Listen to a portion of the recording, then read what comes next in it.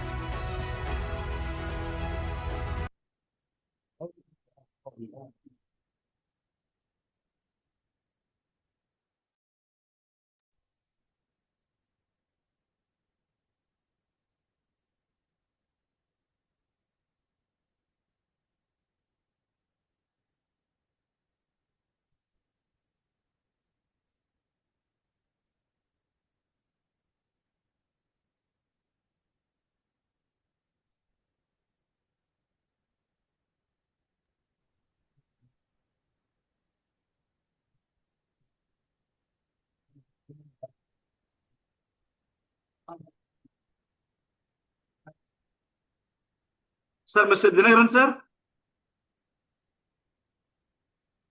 Yes, sir.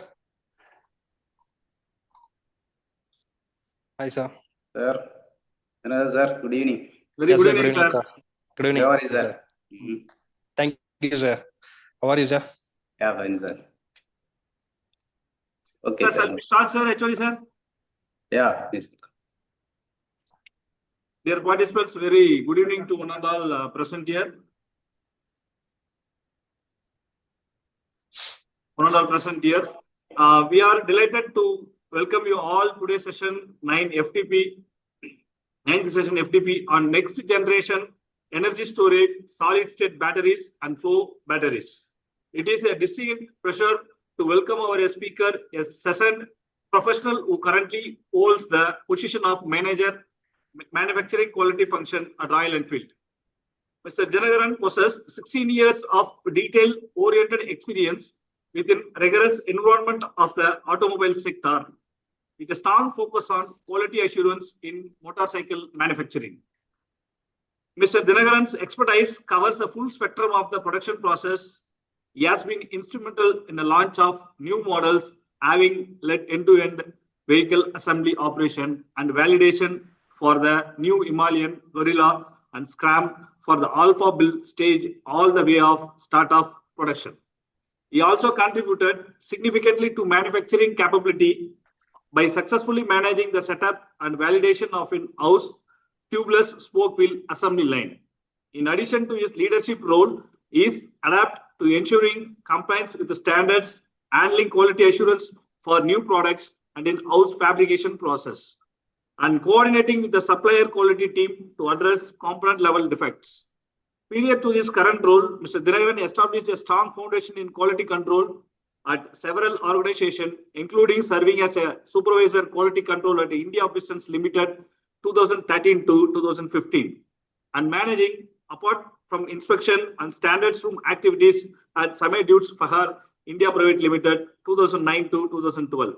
Academically, Mr. Dinagaran holds a Master of Science in Quality Management from BITS Pilani 2011 to 2013. He is highly certified, holding a Six Sigma Black Belt from ISI and Six Sigma Green Belt from AIG. He also certified internal auditor for the Major Management System, ISO 9001 2015, ISO 14001 2015, ISO 45001 2018. We are delighted to have Mr. P. Dinagaran share his valuable insights on enhancing product reliability and quality in the manufacturing domain. Sir, welcome you, sir. Kindly take over a session. Thank you, sir. Thank you. Thank you. Thank you, sir. Sir, thank you very much for the warm welcome which you delivered. And really, I'm very honored to be participated in the Atal session, Atal sponsor session. And very much gratitude and very thank you to the HOD of Dr. Edwin Paul, sir. And very much thank you for the opportunity given for the especially special thanks to the coordinator, Dr. S. Dilipan. Thank you, sir. And warm welcome for all participants who are all presented for the Atal faculty. And today we are going to see a day 5, session 9 on green hydrogen and advanced storage technologies for sustainable and carbon-free future. And today a topic assigned to me is on the next generation energy storage, especially on solid state batteries and flow batteries. So can I present my presentation? Okay, sir, proceed. Welcome, sir. Thank you, sir.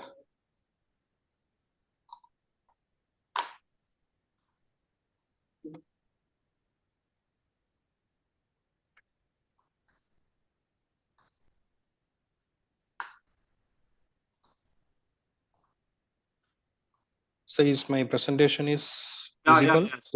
Yes, sir. Yes. Yeah. Is it okay, sir, now? Yeah. Yeah, okay. Sir. Slideshow, you can start. full screen mode. Yeah, it's Right, already sure. the full screen mode. Full screen mode only. Yeah. Sorry, I can't see my presentation. Now, okay, sir?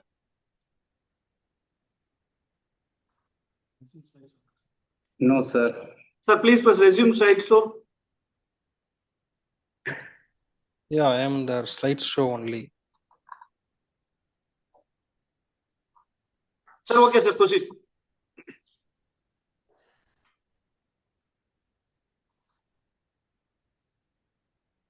Is it visible to all, sir? Yeah, yes, yes. Yes, sir. Visible. Okay. Can I proceed now? Yeah, yes. Okay, sir. Yeah, okay. Topic, we're going to see the solid state batteries and flow batteries.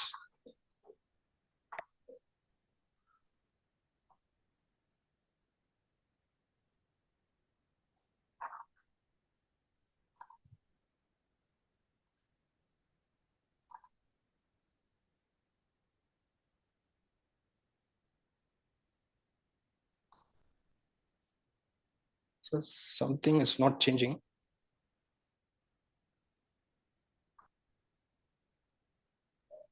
Okay, okay, sir, it's good. Oh, okay, sir. Yeah, okay. Yeah. And today's topic, and before going to get into the topic, I just start with the basic things so that we can able to, at the end of the session, we can able to get the new ideas and the very useful for the understanding. And first we start with what is energy. As stated in the physics, an ability to work, or it can change, it can cause any changes. So this is defined as per the physics law. For example, there are many types of energy available. One is the kinetic energy, which is stated as energy of motion.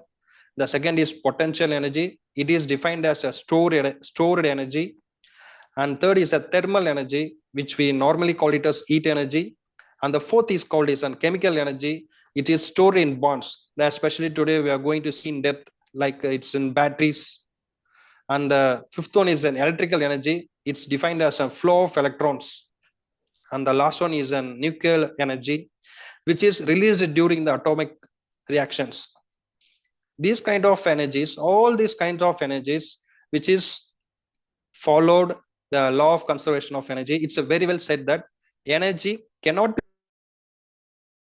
be created, right?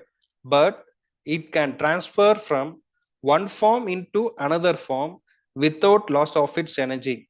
We may totally call it as total energy.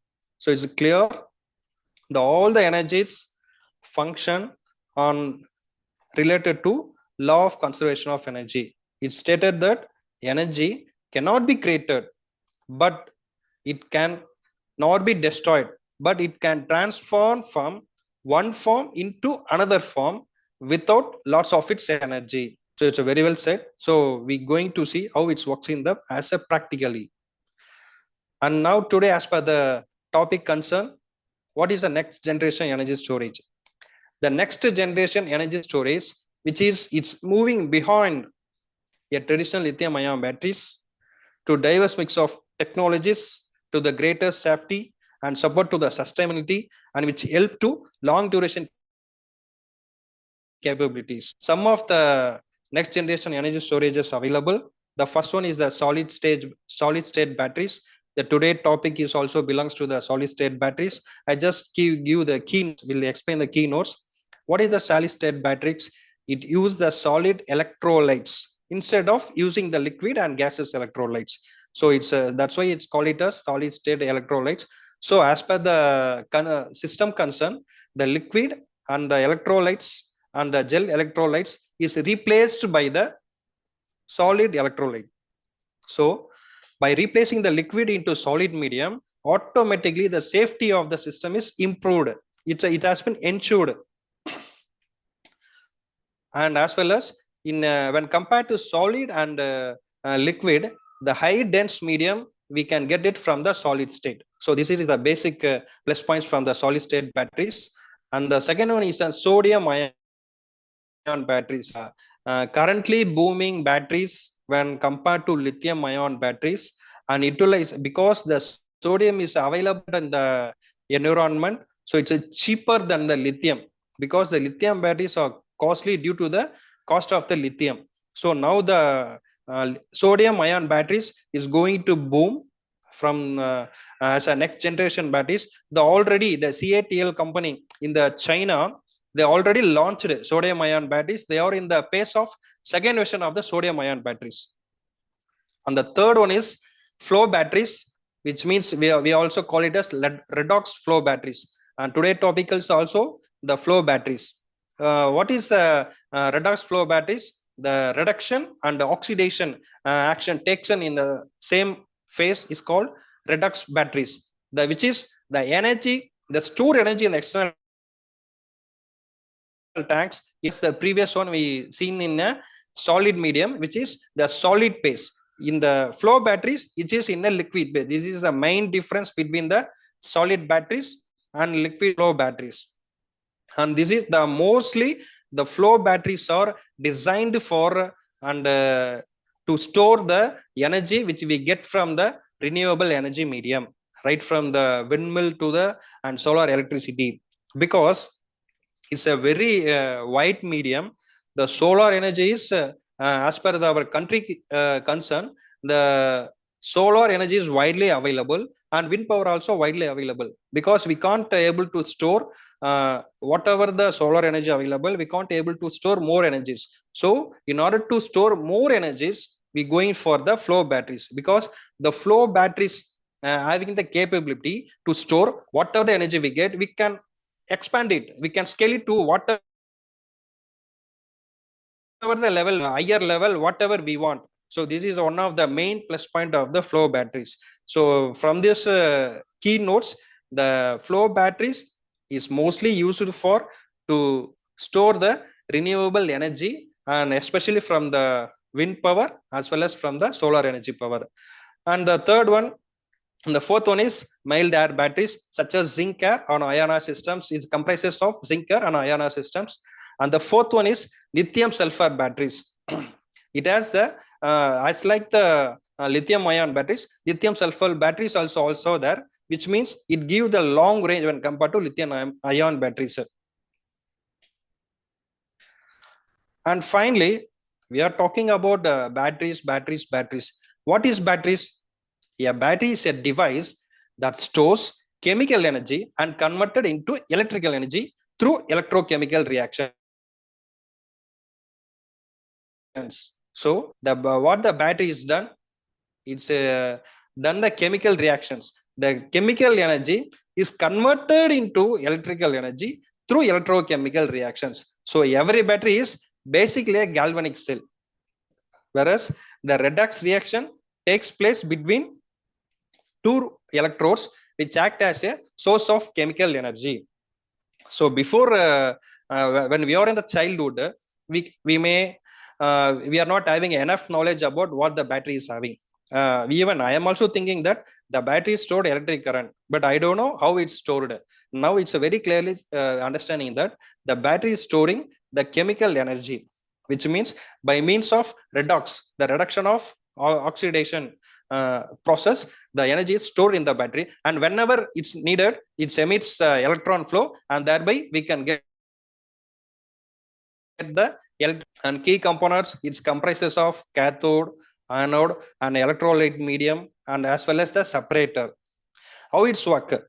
The chemical reaction causes the electrons to flow from anode to cathode and via external circuits, and which creates the electricity, and we can light in the bulbs and whatever the needed, we can get it. As well as the same process when we given the electric current to the batteries by recharging, it's the function is reversely happening and store the energy in the battery. So this is the basic things of battery. So the keynotes is the chemical energy converted into electrical energy. An invention of batteries, an invention and evaluation of batteries. I just pass on for the better understanding. I just put some points here. Actually, in earlier stage, before the 18th century, the batteries are called Bagaud batteries, which is compresses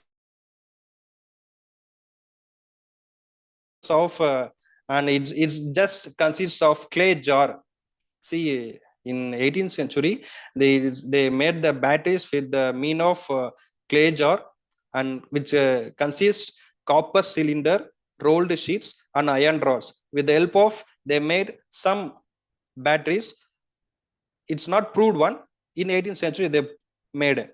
Actually, the real batteries in the earlier 19th century, it introduced by a Voltaic pile. It's an Italian physics. He made the sample with the compress of stacked disc of copper and zinc separated by a brain choked cloths.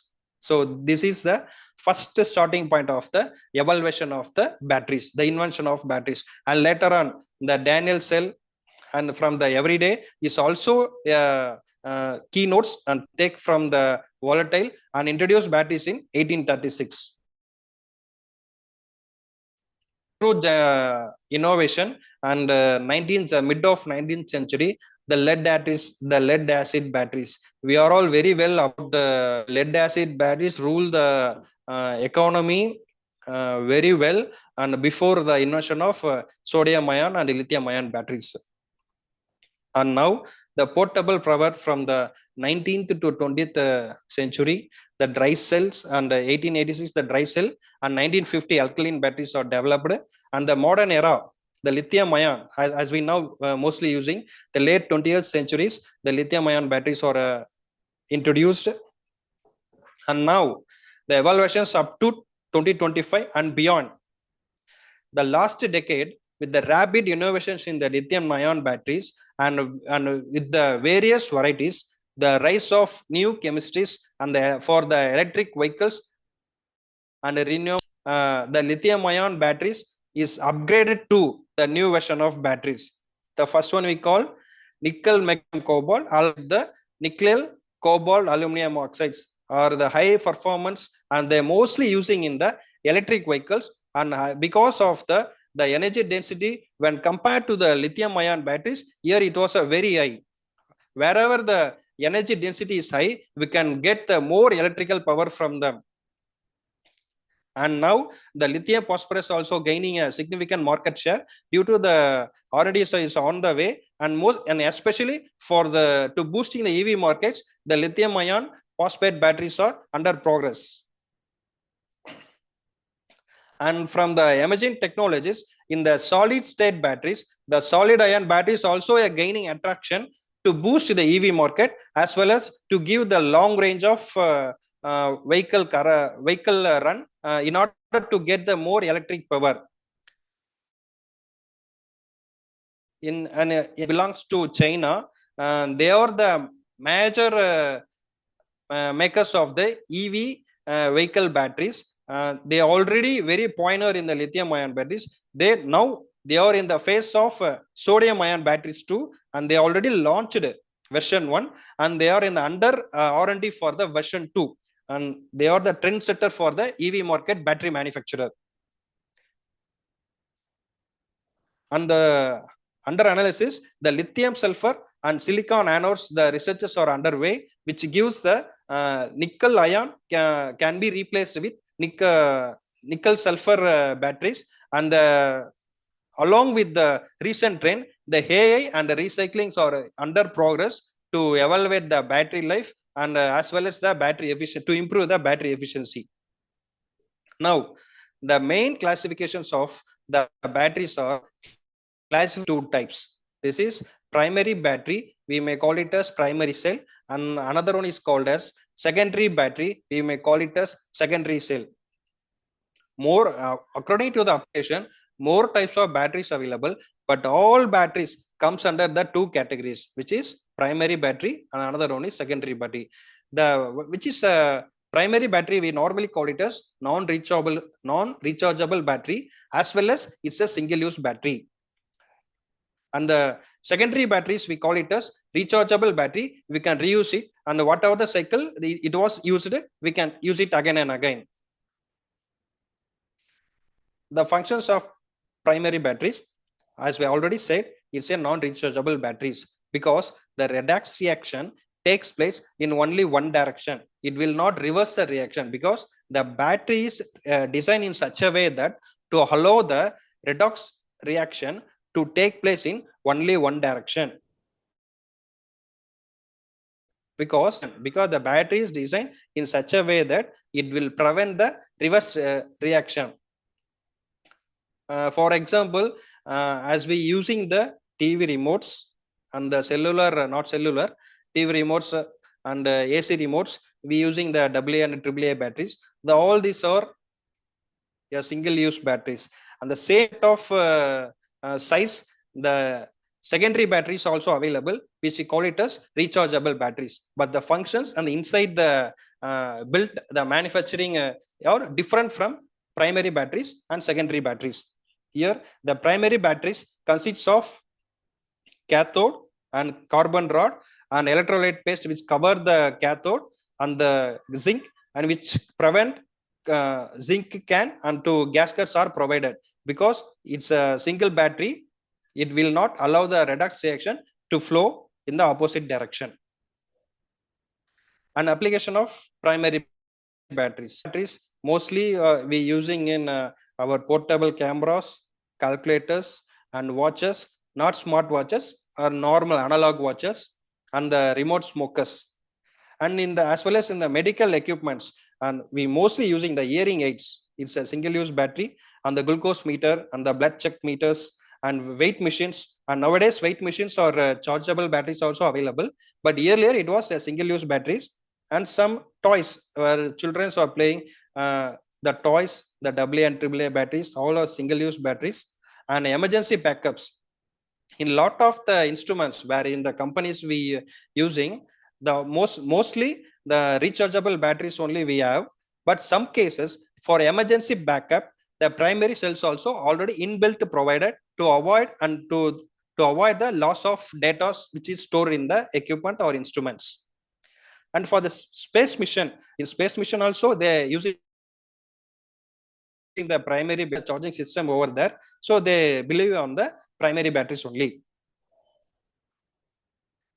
On advantages of primary batteries, it's a ready to use because we no need to recharge the batteries, and wherever we get it and wherever we bought it from the stores or wherever we get it, we can directly use it in the system where you need. Whereas in the remotes or watches and whatever, and the long shelf life, because it's already packed with a high dense material with the charge of electrons. Once you connect the terminals, it will start outflow of electrons, thereby we can get the electricity.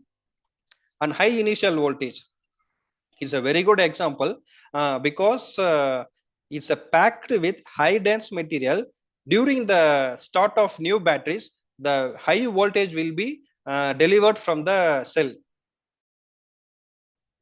During our childhoods, the most remote cars, when you use new batteries, it will function very active and very fastly. And later on, the day 2, day 3, day 4, and based on the usages, it will slow down. The remote car function will get slowed down because when the redox reaction takes place, when it's get discharging, it will not recharge again. So this is the best example. And the wide temperature range. So it's when compared to other things, we can use it on wide temperature range, and it's a low self discharge because when compared to rechargeable batteries, the self-use battery, the single-use batteries will having the slow discharge because the redox reaction takes place in only one direction. And the disadvantages of primary batteries. The main disadvantages, it's not rechargeable because the redox reaction takes place only one direction, allow in the opposite direction. I think some of us, the next slide, we can. I will explain why it's not giving the opposite direction. Even if you tried for the recharge, it will give opposite reactions.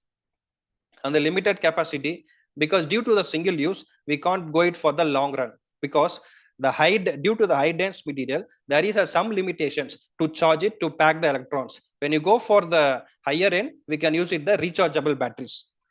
And mainly, as we discussing about the environment impact, it's an environment impact. It's a waste because it's a single-use battery. Once all the electrons are depleted, the battery will become unused. So we directly deposit in the environment as a waste. and potential cost over time. When we change, we need to change batteries when it's all the charges are gone. We need to change the battery. Automatically the cost impact will occur. And the performance, as I said before, in the remote car, the initial performance was very high. When the slowly degradation, the performance of the battery will get reduced. These are all. And when move on to the secondary cell, today's topics, the next generation of the energy storage, the solid state batteries and flow batteries, all both the batteries belongs to secondary batteries, because the secondary batteries are designed in such a way that it can be recharged or reused multiple times by applying the external circuit, the current, to get reverse the chemical reaction. In the diagram, it's clearly explained that when the electron flow started, it discharges from the left to right, from the anode to cathode. While the charging, the electron flows from the cathode to benefit for the rechargeable batteries. The redox reaction takes place in two ways in the secondary batteries, both in the charging while in the recharging. For example, lithium ion is a very familiar battery where using our smartphones is all, most of the smartphones belongs to lithium ion batteries, and lead acid batteries wherein used in our automobiles, and the nickel metal hydrates, the hybrid cars. The most of the hybrid cars are using the nickel metal hybrid batteries and the flow batteries. Today's batteries and today topic also called flow batteries. We're going to discuss flow batteries. It's a grid storage, mostly from the renewable energy, from the windmill or from the solar electric power. An application of the secondary batteries. The electronic devices. The most of the recent days electronic devices are built our mobile phones. The mobile phones we can recharge it n number of times, and laptops and headphones and tablets and charging lights and etc. And for the transportations, with the help of secondary batteries, now the EVs are booming very high, because we can charge it n number of times as we using the without secondary batteries, the EV we can't able to achieve the current volumes. And the hybrid electric vehicles, yes, the hybrid electric vehicles also using the secondary batteries. And the renewable energy storage, as I said before, the storing excess energy generated from the solar panels and wind turbines, and we can use it secondary level battery, the flow batteries, and we can use it later. And except this, we can see the secondary batteries in aerospace and in aviation, military, defense, and material handling, and home energy storage systems, and etc. Secondary batteries, it's a reusable one, it's a rechargeable one, and n number of times without loss of its energy. Even though we're facing some issues, even by seeing this topic, I told that we can use it n number of times in a long term without loss of its energy. They immediately, yeah, points may click others. We are having the smartphones. While buying the smartphones in a single month or a 2 to 3 months, the first 2 to 3 months, the power backup will be 1 day or 1.5 days as per the battery backup. When we move on after 2 to 3 years, is it withstand to the 1 day or 1.5 days? No. Why? He's very well said that without loss of its energy, the law of conservation of energy, we need to think of it. What the law of conservation of neither be created nor be destroyed, but it can transfer from one form into another form without lots of its energy. The energy is total energy. As we already, lot of energy is available. Kinetic energy, heat energy, mechanical energy, wind energy, lot of energy is available. In our mobile case, while we charging, what happening? Even in a new mobile, the mobile won't get the heat. Using the repeated usage, the mobile will get heat. The electron flows during the redox reaction, heat is also considered as an energy. So it will take some amount of energy with unused condition. So automatically the efficiency of the battery will get reduced. due to the heat energy. So this is one of the very well example for our day-to-day life. So that's why even our electric vehicles, if it gets heat more, immediately the battery efficiency will get reduced, because the battery will function. The battery will do what the law of conservation of energy said. Energy can neither be created nor be destroyed. It can be transferred from one form into another form. The right use of energy will go into the will convert as a electrical energy, and some energy will convert as a heat energy. Now all the technicians and scientists are working how to minimize to avoid unused to waste of unused energy. And again advantages: reduce environment impact. While the single use batteries, after the single usage, we directly discard to the environment as a waste, whereas the secondary batteries, we can reuse it. And higher capacity, yes, as we already seen that the single use batteries, we can use it for a limited type of capacities. Due to it's a single usage, we can't load it more number of dense materials. If you want more like a gigawatt, megawatt, we need to believe on the secondary type of batteries. And the secondary type of batteries is very convenient and to use for the frequent usage. Now the EVs, as we yesterday also we seen that a bus is activating functioning from Chennai to Bangalore, EV. Moving on, pass on, we can recharge it in the middle and we can take it to the next step of travel. So it's a very eco-friendly, and it can easily be recharged and for the multiple times as wherever the needed. And versatile, it can be expand a wide range of applications and a wide range of storage levels. This one only because of second. And disadvantages: require charging time. Here the same example, the bus is running from the Chennai to Bangalore. The travel time is 3 hours, but in middle of the travel, we need to charge it at approximately 45 minutes to 1 hour. So charging time is more for the secondary batteries. Now the sorry. Now the scholars are working, or the scientists are working how the charging can be improved, a fast manner charger. Even you can also, the new ads are coming that the example, the first set of example is mobile phones. Earlier we have to charge 1.5 hours, 2 hours. Now there are 20 minutes or 40 minutes full charge mobile phones are available in the market. So they may alter the redox reactions as required. And for the secondary batteries, the time span is very limited. Although it can be charged n number of times, but it's not for a lifetime use, because there is a limited time for charging and discharging, because the hidden number of losses there is some hidden number of losses may be there. Now the analysis and the R&Ds are underway to find and reduce the reduction of unused energy. And slightly lower voltage output. And slightly low voltage output, because whereas a single use battery, we using a high dense material to store the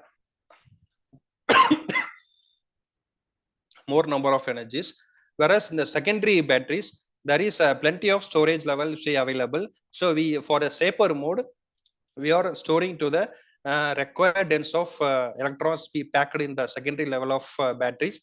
So that's why the voltage output is compared to low and compared to the single use batteries. This is the main difference for better understanding. The primary cells and secondary cells. The primary cells can be cannot be rechargeable. It's a single use only. Whereas the secondary cell is a rechargeable, can be recharged multiple times. The typical example for the primary cell is zinc carbon batteries or alkaline batteries or lithium batteries.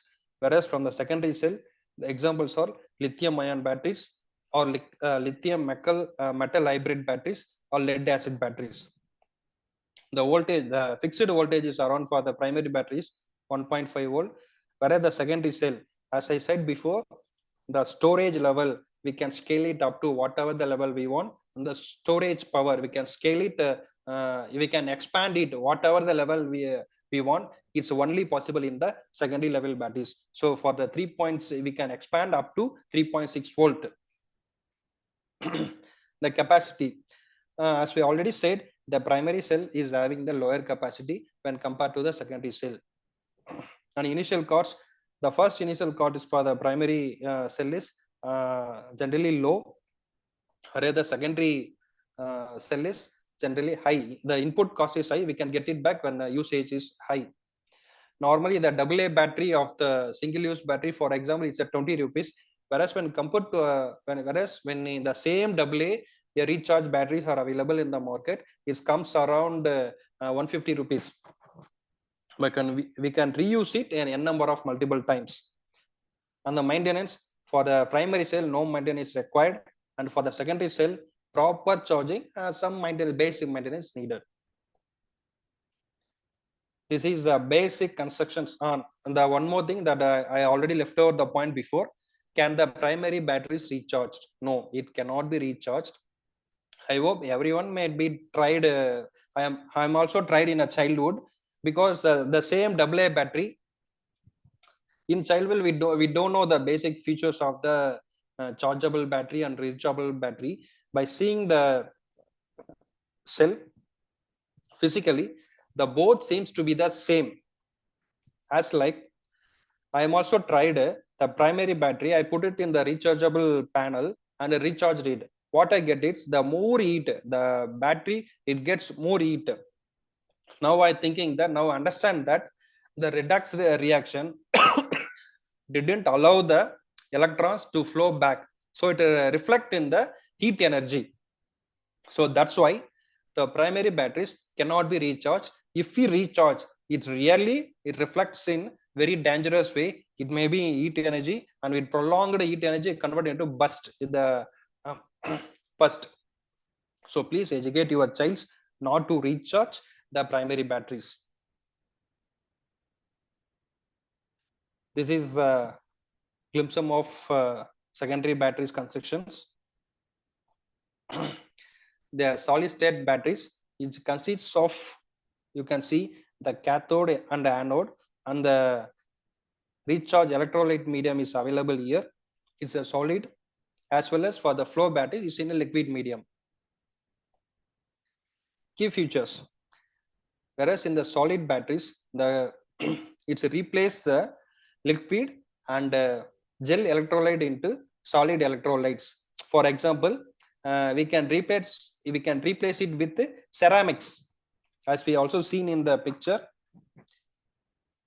It's a cathode, it's a anode, the middle is an electrolyte medium, the solid electrolyte medium, for it's a ceramic. And some of the examples are available. The polymer or sulfide base also we can replace it as a electrolyte medium, whereas in the flow batteries it may be a liquid or gel. And anode options, the anode can be mostly be the lithium, or maybe a silicon, or maybe a graphite. So 3 options are available for the anode medium in the solid batteries. So most of the batteries nowadays, batteries have carried lithium. And the cathode is having more options, the lithium cobalt oxide, or a lithium NMC, MMC, and lithium iron phosphorus. On the construction and the manufacturing process of the batteries, the manufacturing batteries using the techniques like thin film deposition for all the solid state cells, and present like bulky type cells. And advantages, the solid state batteries having the higher energy density and ability to use the lithium metal as an anode, as we seen in the anode medium. The lithium is used, the current is the lithium is used as an anode medium. It has a significantly higher density, the energy density. Whenever your battery is having higher energy density, it will store more number of electrons, and thereby we can reuse it when they're discharging. So that's why we are going for the lithium. The meaning, the more power is in a smaller and with a lighter pack, like our mobile phones. The lithium ion batteries is a more number of electrons recharged to the lithium ion batteries, and we can reuse it and whenever needed. And enhanced safety when compared to liquid electrolyte and gel electrolyte. The solid electrolyte medium having a less prone to fire or less prone to create the hazards, flammable hazards. It's a non-flammable, a longer life cycle. Even it's in solid state batteries, to have a longer life cycle, it's a better chemical stability when compared to other usages. It's having a better chemical stability and reduce degradation of electrons.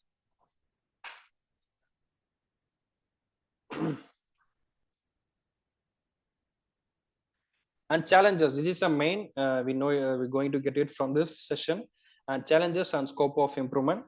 Despite we seen the advantages and the disadvantages, there is some challenges also available in the secondary batteries. The first one we call ionic conductivity. The main challenge is achieving the high ionic conductivity in solid electrolyte compared to liquid electrolyte at the room temperature, because there is some research also going on. The scope of improvement, the research focus on developing new solid electrolyte material which improves ionic transport properties. For example, the super ionic conductors can be used to transport the more number of electrons. So this kind of research work is underway. And the electrode electrolyte interference, due to the poor contact and high interfacial resistance between the solid electrodes and electrolytes in their battery performance. The scope of improvement, there is some R&D research is ongoing. Strategies include optimizing electrode fabrications using interfacial layers and develop compliance electrolyte to ensure intermediate to intimate contacts. So these are the research works is underway for the to improve the electrode electrolyte interface. And the third one, as per the manufacturing concern, the cost and scalability is limited for the second storage batteries. The current manufacturing process of a solid state batteries are very complex and very expensive and limiting to a large scale productions, because due to the cost and expensive, it was not scalable to the mass productions. The scope of improvement in the when belongs to manufacturing cost and scalability, developing cost effective and scalable manufacturing techniques such as roll to roll processing and novel deposition method is crucial, because so many cost effective methods is under R&D to reduce the cost and which also improve the scalability of the electron storages, and that way we can get the more number of electricity from the solid state batteries. And dendrite formation, while the less prone the liquid lithium ion and the lithium metal anodes in solid state batteries can still experience dendrite formation, leading to short circuits. There is a scope of improvement when to overcome the dendrite formation. The engineering solid electrolytes with high mechanical strength and uniform ion flux, as well as design anode structures to suppress the dendrite or active research areas. These are the research was underway. And the final one is the volume change during cycling. The electrodes undergo volume change during charge and discharge, which leads to mechanical states and delamination at the solid state interference. The mostly we can experience in our mobile phones during the repeated usages, as well as in the when we use a mobile phone for the first 1 year or 2 years, our mobile phone will be normal. When goes on, when beyond 3 to 4 years, you can imagine the mobile back cover will get expanded because of the battery. The inside the battery will get expanded. This is the reason. The volume change during cycling. So the scope of improvement, developing combined electrodes and electrode materials as well as optimizing cell architectures can mitigate these issues. There is nowadays the hats we can see that there is no bulgy batteries available in the market, but still some of the customers experience, even I am also experienced one of my old batteries, it's get bulged. This is the scope of improvement when it belongs to the solid state batteries. Now we are going to see the flow batteries. Flow batteries, mostly the best example of flow battery is vanadium redox flow batteries. A typical representation of the redox flow cells and vanadium redox flow batteries shown here. As we seen in solid batteries, the solid material used as an electrolyte, whereas the flow batteries, the liquid medium used as electrolytes. It's a yearly seen the two tanks available. The one tanks belongs to negative electrolyte tank, and another tank belongs to positive electrolyte tanks, and then in between the flow of electrons will takes place. The flow of when compared to solid batteries, the flow batteries is comprises of liquid electrolytes as well as the liquid gel electrolytes. So that's why we can use it to store large number of electrons together, and we can scale it up where whatever the storage level we needed, we can scale it up more as you required. Key features: the separate energy and power. Here the picture we can see that the two tanks are available, it defining the energy store capacity from the power output, and this is achieved by storing the electrolytes in external tanks distinct from the power stacks, whereas in solid batteries all put together, which built in between in the electrolyte medium as well as to the storage medium, whereas in the flow batteries we can differentiate it and stack it separately. This is one of the best key feature in the flow batteries. And the power stacks, the core of flow batteries in the power stacks, where the electrochemical cells facilitate the charge and discharge process.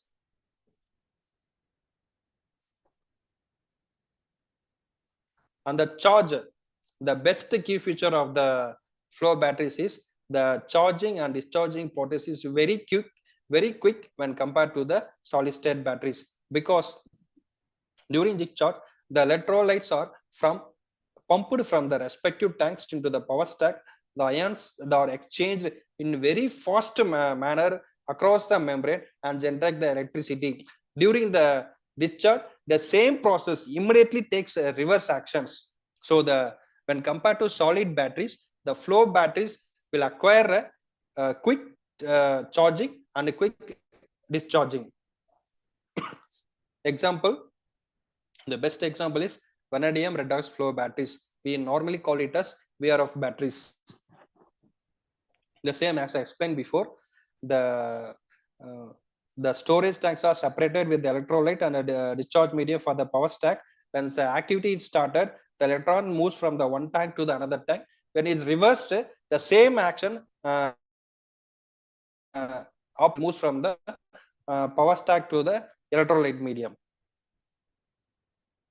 Advantages: scalability. The main advantages of the flow batteries is scalability.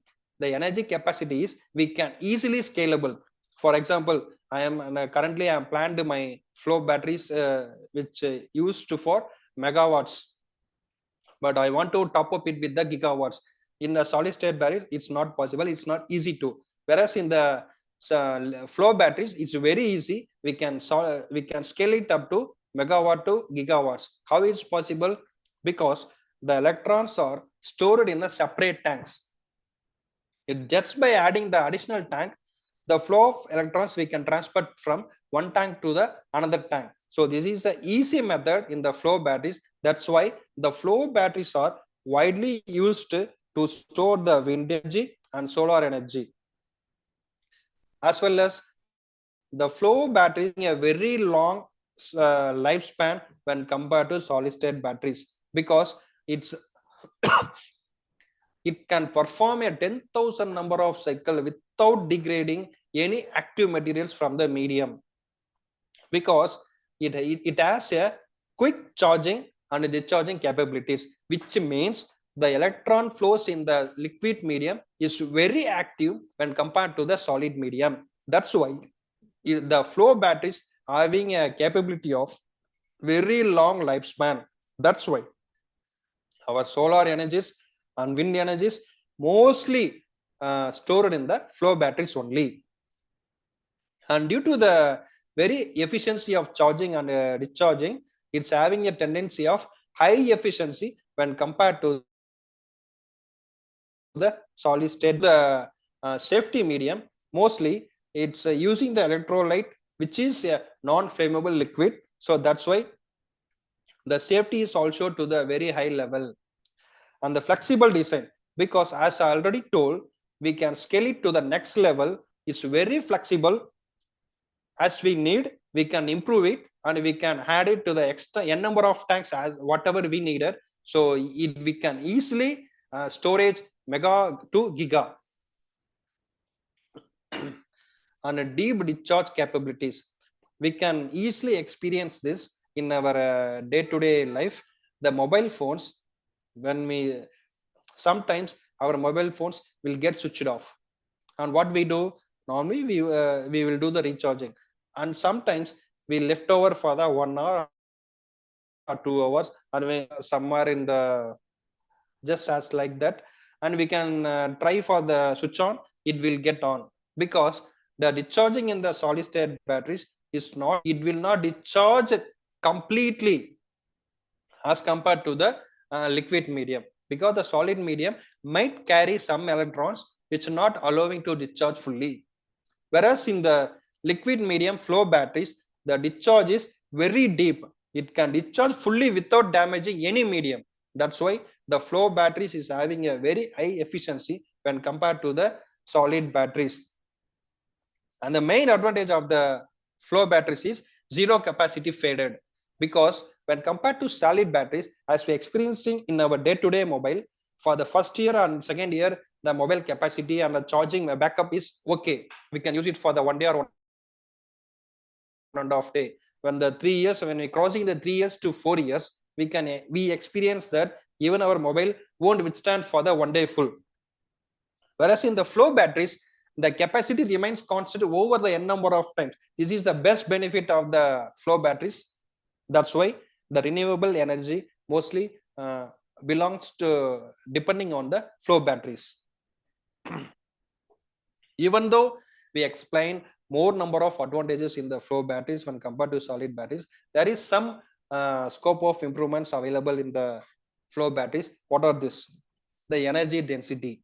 Yes, the energy density, generally lower energy density compared to lithium ion solid batteries, because it means a larger footprints for a given amount of energy is required in the flow batteries. Even the R&D researchers are focused on developing new redox couples with higher cell voltages and greater solubility to increase energy density. Yes, when compared to solid batteries, the energy density in the liquid medium is less when compared to solid batteries. Now the research work is on the way to increase the energy density in the flow batteries. For example, the redox activity material can be increased by organic flow batteries by using of aqueous organic flow batteries.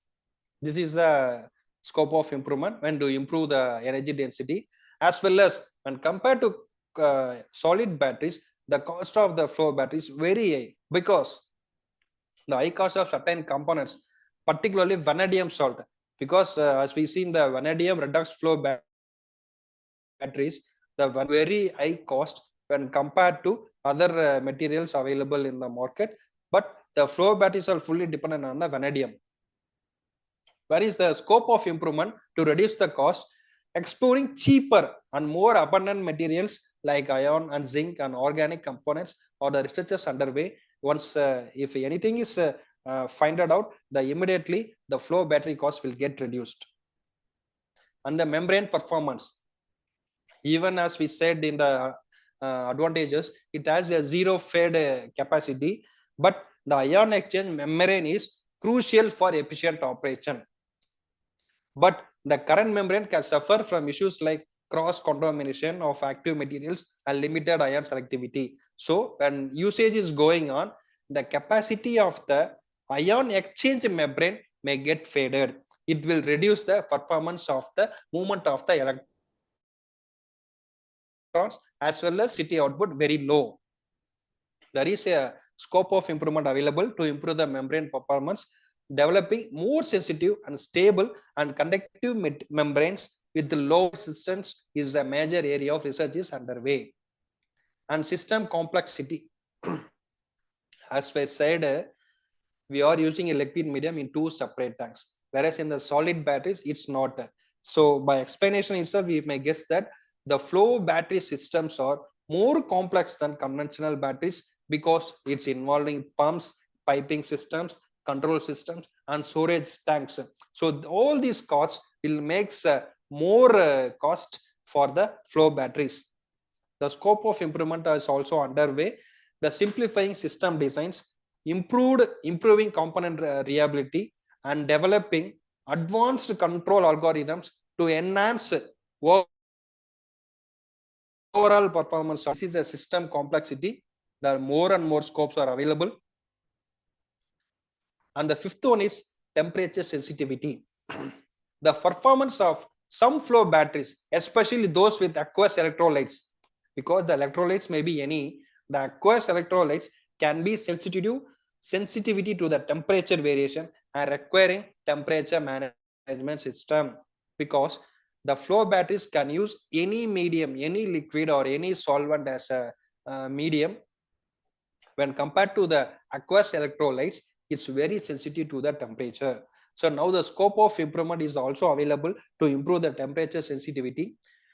So developing electrolytes with the broader operating temperature ranges or more efficient thermal management solution solvents can be improve the overall system robustness. So to overcome the aqueous electrolytes, there is a scope of improvement to introduce thermal management solutions, effective thermal management solutions, and the self-discharge. Over time, active materials can slowly cross the membrane and leading to self-discharge, although it is often irreversible. I am already told that it's very efficiency, it's very effective battery when compared to solid state battery, because the charging and discharging functions in a very active manner, even though it's a very active material or a very active flow batteries, but the discharging of the active due to the active membrane is possible, which leads to self-discharge. The scope of improvement is also available to overcome the self-discharge. The improving membrane selectivity and stability is a key to minimize the self-discharge. So there is a scope of improvement available. Now, a special note for both the solid state and flow batteries holds an immense potential for revolutionizing the energy storage, such as addressing the different market needs and facing distinct challenges and opportunities for innovations. So more and more innovations are available to improve the performance of the solid state batteries as well as for the flow batteries. The summary for the better understanding. Nowadays, when compared to primary applications, the solid state batteries are mostly using in EVs and consumer electronics, and the flow batteries are, we already said, is use the grid storage and utility scale storages. For example, the solar energy and wind energy mostly. And the energy density, the solid state battery is very high, but the flow battery is low. The storage durations, the short and medium, 1 to 4 hours, it's a storage duration. And for the flow batteries, it can store 4 to 12 hours at a time. The safety is extremely low due to solid electrolyte. When compared to flow batteries, it's very low due to the use of aqueous electrolytes. And scalability, the scalability of the solid state is it's limited to small and medium, whereas the flow batteries we can scalability to high from the megawatt to gigawatt. Is very easy by means of adding the additional tank for the electrolytes. Is we can easily scale up to the whatever the storage level we want. The current challenges, the manufacturing of the solid state batteries is also facing difficulties, whereas from the flow batteries, the cost of material and low energy density is current challenges in the flow batteries. And conclusion, the key takeaways from the solid state batteries will mostly using for the transportation through safer and lighter and longer range batteries. And from the flow batteries, it's integrating with the renewable energy by providing a cost effective and long duration storage needed to be established the electric grids. The final statement, the investment in both high energy solid state batteries as well as high capacity liquid flow batteries is critical to achieve the full decarbonization energy future. We need high density for cars as well as high capacity for the grids. Thank you.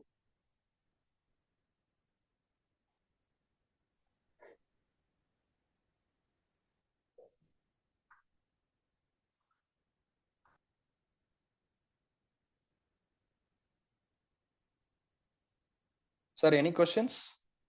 Sir, thank you for your presentation. Nice presentation. Thank you, sir.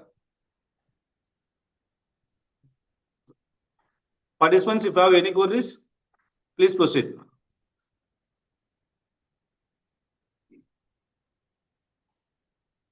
Unmute yourself.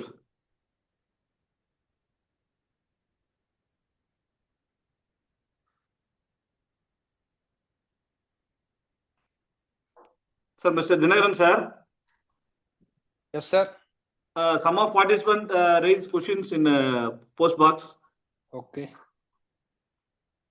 Sorry, chat box. Chat box. Yes, sir. I am just seeing it.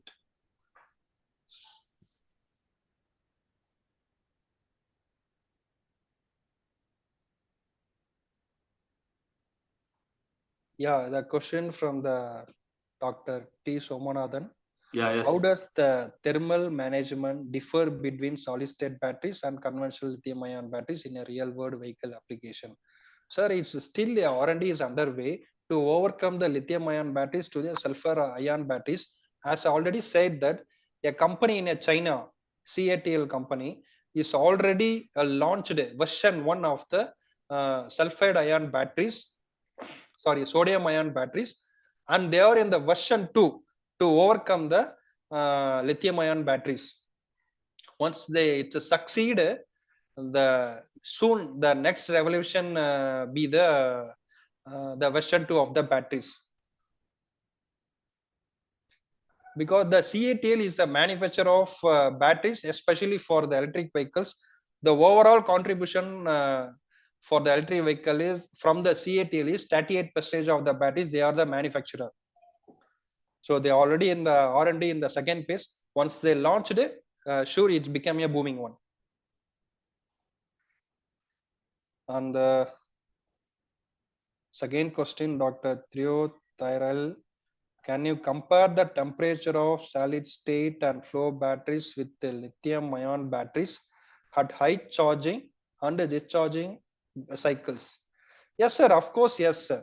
As we already said, I explained that the solid state batteries and the flow batteries, for the heat exchange medium in the solid state battery is high, whereas in the liquid battery is low. Due to the electrolyte used in the solid state medium is in solid phase, so the heat exchange in the solid phase is very less, whereas in the electrolyte in the flow batteries, the solid is replaced with the liquid electrolytes, so the heat exchange is very high.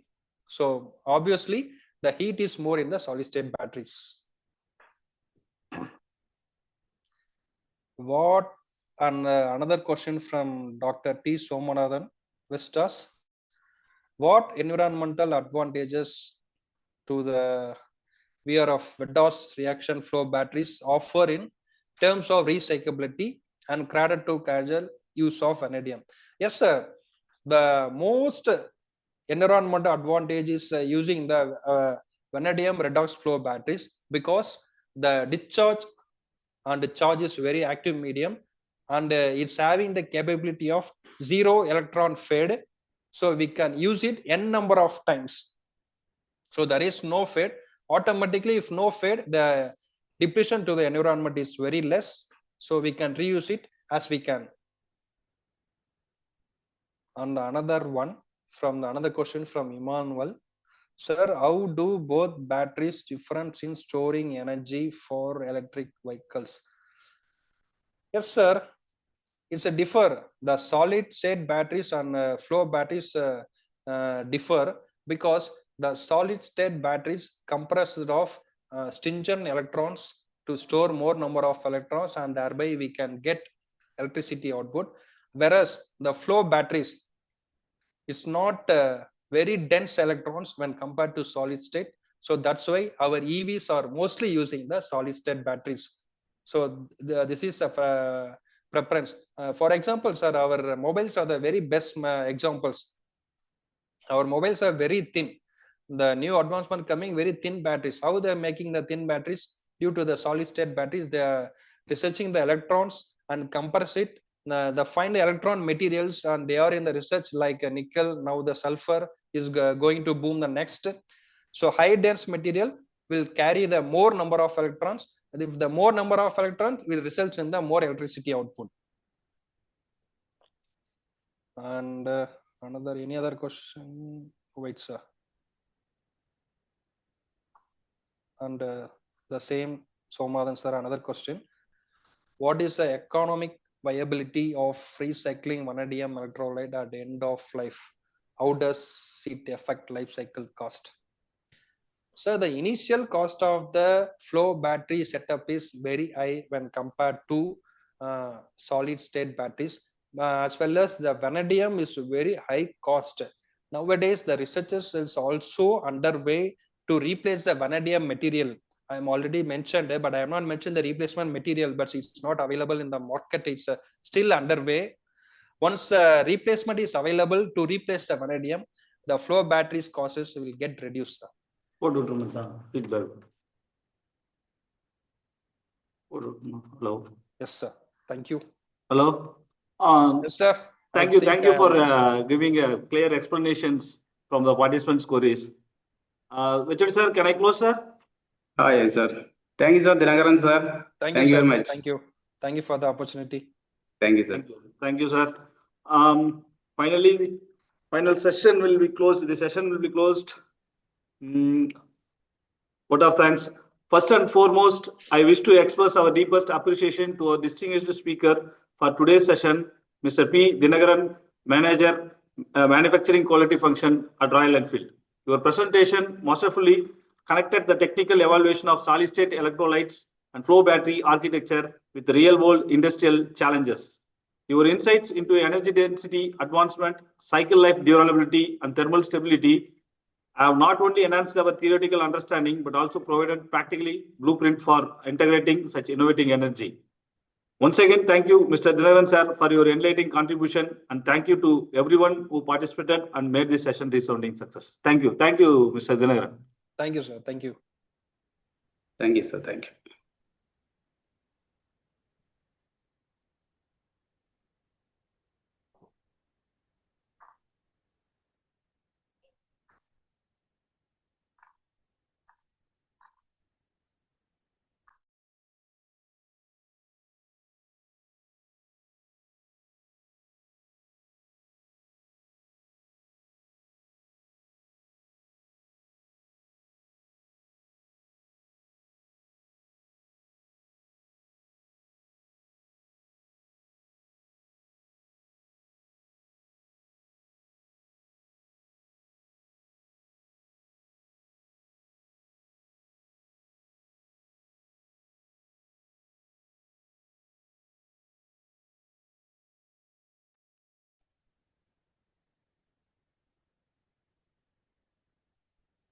Sir Tirumalavan sir.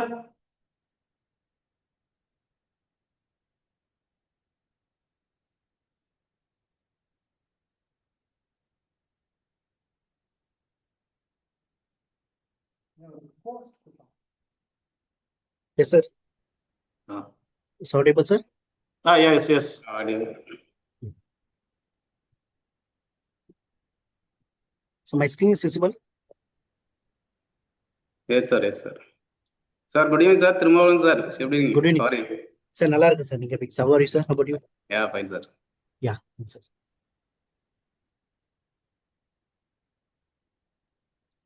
We almost completed ADAS, sir. Okay, we are implementing Ashok Leyland and Tata Motors. Okay, as per the government Thirumal, regulation.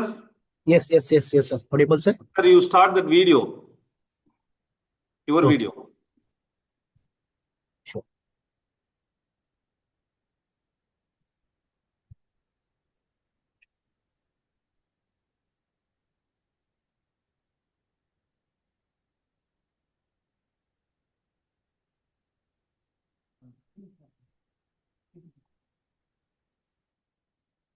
Okay, sir. Yeah. Okay, very good evening to today's session 10 speaker, Mr. Thirumal Valavan. Welcome, Yes, sir. yes, sir. Yes, sir. Welcome. I request our HOD, Dr. Annie Edwin Paul, sir, Okay. Department of Mechanical Engineering, GRT Institute of Engineering Technology, to deliver welcome address. Okay, thank you, Dileepan, sir. Thank you, sir. Good evening to all the participants, faculty members, and industry professionals joining us for this online Atal Faculty Development Program. It is my privilege to welcome all the today's expert session on the topic hybrid energy storage systems, hydrogen battery integration.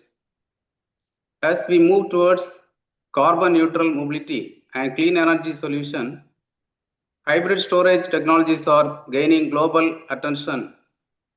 Today's session will help us explore this advanced energy system from an engineering, safety, and real-world application perspective. To guide us through this exciting domain, we are honored to host an accomplished professional and industrial expert, Mr. S. Thirumal Valavan. He is presently working as a team leader in advanced product development and senior engineer in R&D at TVS Brakes India Private Limited. With 12 years of experience in the electrical and electronics automotive sector, he has contributed extensively to next generation vehicle technologies. His academic foundations include a specialization in mechatronics from NTT of Tuticorin, followed by a Bachelor of Technology in Mechatronics from SRM University, Chennai. Over the years, he has worked with the leading automotive giants such as Siemens, Daimler, Mahindra, and Tata Motors, gaining deep experience in advanced automatic systems. His expertise covers a wide spectrum of modern mobility technologies, including hydraulic and electrical braking systems, advanced driver assistance system, that is ADAS, then electronic stability control, ESC, CAN and Ethernet-based electronic control systems, battery management system, BMS. The remarkable highlight of his career is that he holds 4 granted patents in braking applications, demonstrating his innovative contribution to the industry. He has also completed certified programs in artificial intelligence in collaboration with Bose, Chennai, and programmable logic control and with Siemens, Bangalore, constantly upgrading his knowledge with the emerging technologies. In his current leadership, Mr. S. Thirumal drives innovation in automatic systems, electrical braking, and advanced automatic electronics, engaging closely with major OEMs such as Tata Motors, Ashok Leyland, Maruti Suzuki, Volvo, and Benz. Today, he will provide us with valuable insights into the integration of hydrogen energy systems with batteries. The engineering challenges involve safety considerations and real-world opportunities in hybrid energy-based mobility. Dear participants, once again, a very warm welcome to our online FDP session. Let us now welcome our esteemed speaker, Mr. S. Thirumal Valavan, sir. Welcome, sir. Thank you, sir. Thank you, sir. Thank you. Thanks. Yeah. Okay, can we start the session? Okay. Yes, sir. Okay. Okay, sir. Okay. First, I introduce myself. I'm Thirumal Olavan. Okay. I'm working in automotive sector. Notorious experience in the different sectors. Look like electrical and electronics. Okay. For the brake system and the chassis system and the battery management system. Okay. I am the innovation engineer of every company of our past year working at Daimler and Brakes India and Siemens like that only. Okay. We are developing the future projects. Okay. For the 2027-28 for the e-vehicles. Okay, the nitrogen battery system like that we are working. Okay, I will share my experience with you, including a practical insight for working with a hydrogen battery segment. Okay, this is a innovation technology. Okay, can we move for the slide for hybrid energy storage and automotive hydrogen battery integration? Okay, in this, okay, nowadays all the system, the e-vehicles are important. Okay, you know very well the e-vehicle is a major role is playing in every customers. Look like Ashok Leyland is Switch Mobility, Volatra in Hyderabad is there. A lot of the company JBOM, okay, like a lot of the companies are involved in EV vehicles. What is the EV vehicles? The main function, because they have the less pollution and this have a no noiseless. Okay, that's the reason. Okay.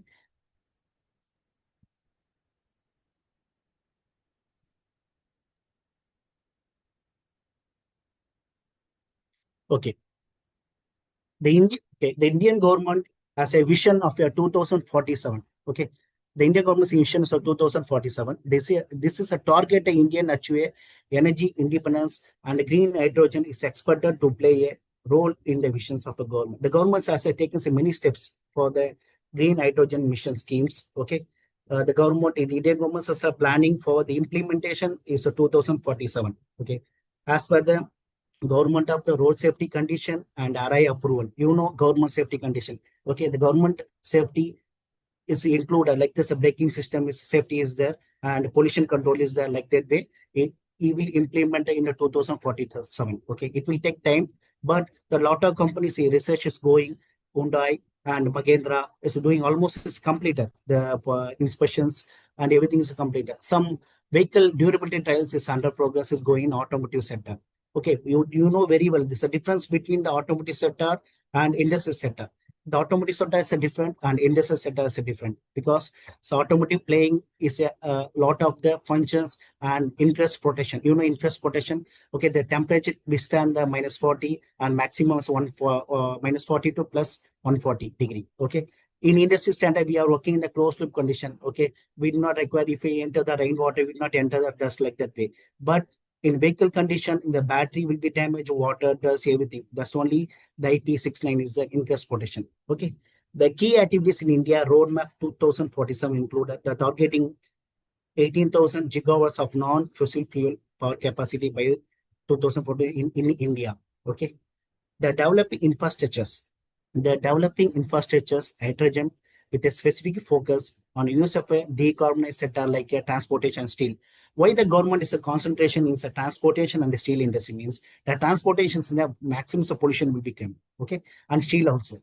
That's only the Indian government were planning for the, you know very well, the Delhi having a lot of pollution. That only banned at the every vehicles from 15 years, diesel and petrol vehicles, and given the EV, okay, EV segment. Okay. That's only Delhi government announced. Okay. One more thing in India, in Chennai itself, the Ashok Leyland is the Ashok Leyland give the Switch Mobility. This is another name of the Ashok Leyland name. This is producing the Switch Mobility only for the EV segment only.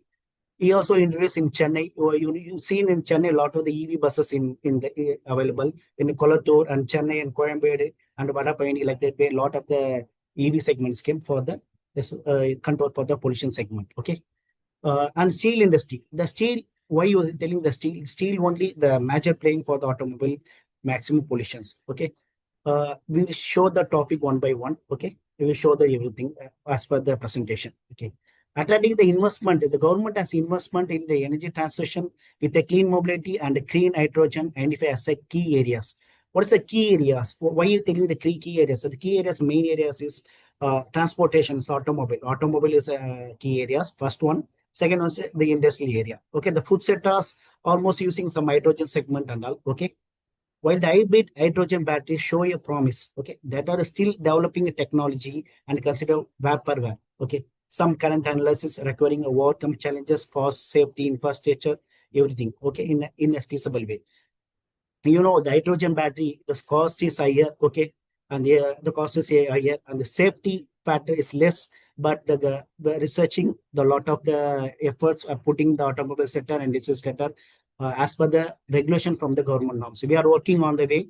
I think maybe the validation will be completed the 2032. Okay, once the 2032 validation is completed, the design validation and endurance validation and the vehicle safety level validation will be completed as per the government norms. Then the vehicle will be launched as per the low cost validation, low cost sales of point of view the vehicles. Okay, you compare to EV vehicles, it's cost higher than hydrogen battery vehicles, higher price. Okay, that's why we that's only is a big main factor is failure in the hydrogen battery segment. Okay, then we are working for the localized segment. Okay, in China and the China having a lot of the resources, but India did not have the resources.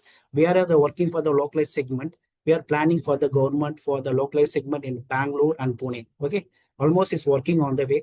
The Hyundai is working, almost it's a Kia also working, so Mahindra also working, and Ashok Leyland defense segment also working in the automotive sector for the hydrogen battery segment. Okay, this is a key vision for the Indian government. Definitely, the 2047, the Indian government will be produce the hydrogen battery segment. Okay, as per the lowest cost. Okay. If you have any doubt in this session for this vision segment, this is a mandatory one. It will, we are in India, as per the government norms, introduced in 2047, but it will implement before, I think, maybe 2045, I think, maybe. Okay, almost the Hyundai is completed as a vehicle. The vehicle validation is going. Okay, once the vehicle validation is completed, came the good result, we will implement in the market.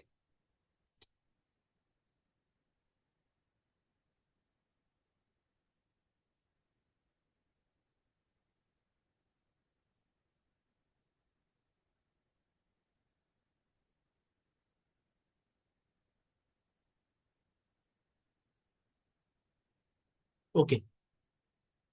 Fuel cell. Anybody know about a fuel cells? Okay. Is Robert Wildro is a founder for is a innovation done by the fuel cell technology. Okay. In 1838. Okay. While the Goose invented the first fuel cell in a commercial development for the application like a NASA. Okay. The NASA only first introduced the fuel cell technology for the space. Okay. He done a lot of experiment. Okay. If you're having the time, just you check the William Robert Group book is available in the market. Okay, he done a lot of research things in for the space program. Okay, so what is a fuel cell? Fuel cell energy conversion device. This is a energy conversion device. Okay, the fuel cell, okay, is convert a chemical energy into electrical energy. Okay, you see the fuel cells is there in the center portion. The H2 and O2 is there. H2 and O2 is the input layer. In the center is the fuel cell is the mediator layer. Okay, and output. Okay, H2O and electricity. This left side is the input and the right side is the output. Okay, this both combinations are doing the fuel cell only. The fuel cell working like the different segment. Okay, if I will explain the video, you can easily understand the practical manner. Okay, this fuel cell are playing the main role in everything in every areas. Okay, one more thing, the fuel cells have a different type is there. We are using hydrogen fuel cell maximum using in the automobile industries only. Why we using hydrogen fuel cell in automobile industry? Maximum of pollution variant. We can reduce the pollution. That's only we're planning for the hydrogen battery. Okay, this is the hydrogen segment device. One more thing. Okay, this segment having the lot of the inputs layers is there. Okay, one is a hydrogen, oxygen, and electrode. Okay, we will show the video. Okay, and you will just imagine your practical way. Then only you can easily understand. Okay, we show the everything in practical way only because we are working in the innovation center like that one way only. We were teaching everyone.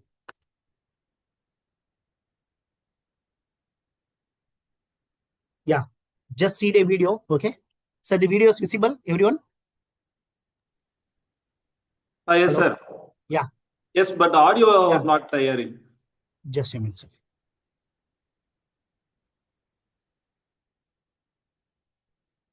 Sir, I will explain you this. Okay, fairly. Okay. Okay. Sir, use system audio. Sure, sure.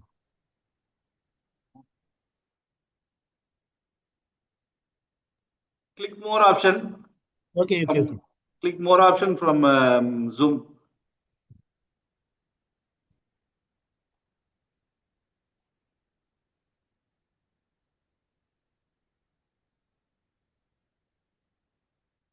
So now audible, sir? No, sir.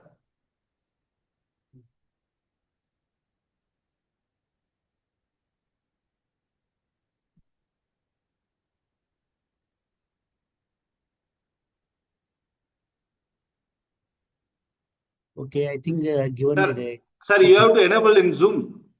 Yeah, Zoom settings. yes. In.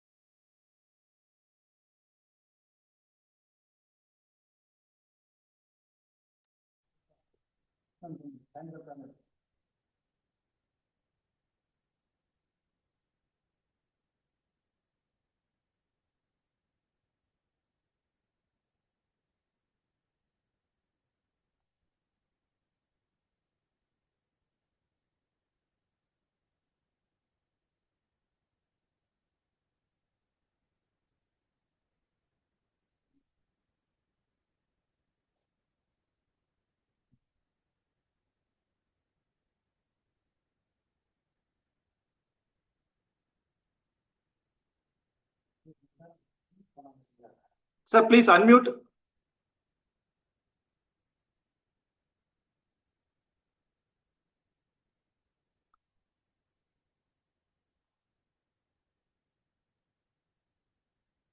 Okay. Okay. So now audible? No, sir. Okay, so just I will explain. So you don't worry about. Okay. I just I will Okay. explain. Okay. One second. Okay. You just okay. Just you watch this video. This is a practical one. What the inside the fuel cells working. Okay, I will explain before the session. Okay, I just see the video. Then only you can understand easy way. Okay. Sir, click full screen. Okay. Yeah.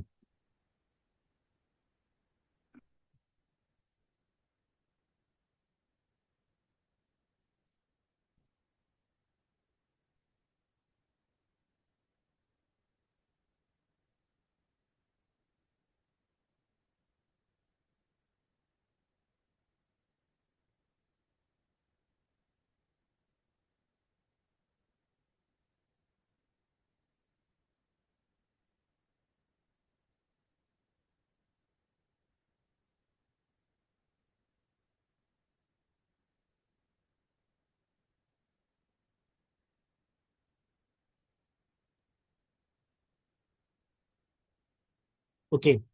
Just I will explain one by one. Okay, just a minute.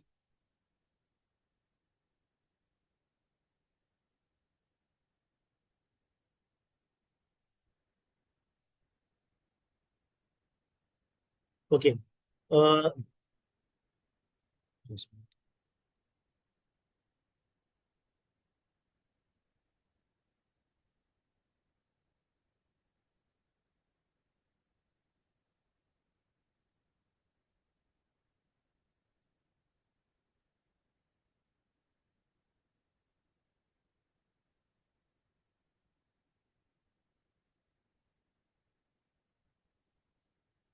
Okay. Okay. Now you understand the video. Okay. H2 is the supply. Okay. The H2 is the inlet layer. Okay. What you are telling, this is on inlet layer. Okay. The left side is this inlet layer. So apart from the right side is there, this is outlet layer. Okay. The center is the proton exchange membrane. Okay. And the left side is that anode is there. Okay. anode. Just a minute.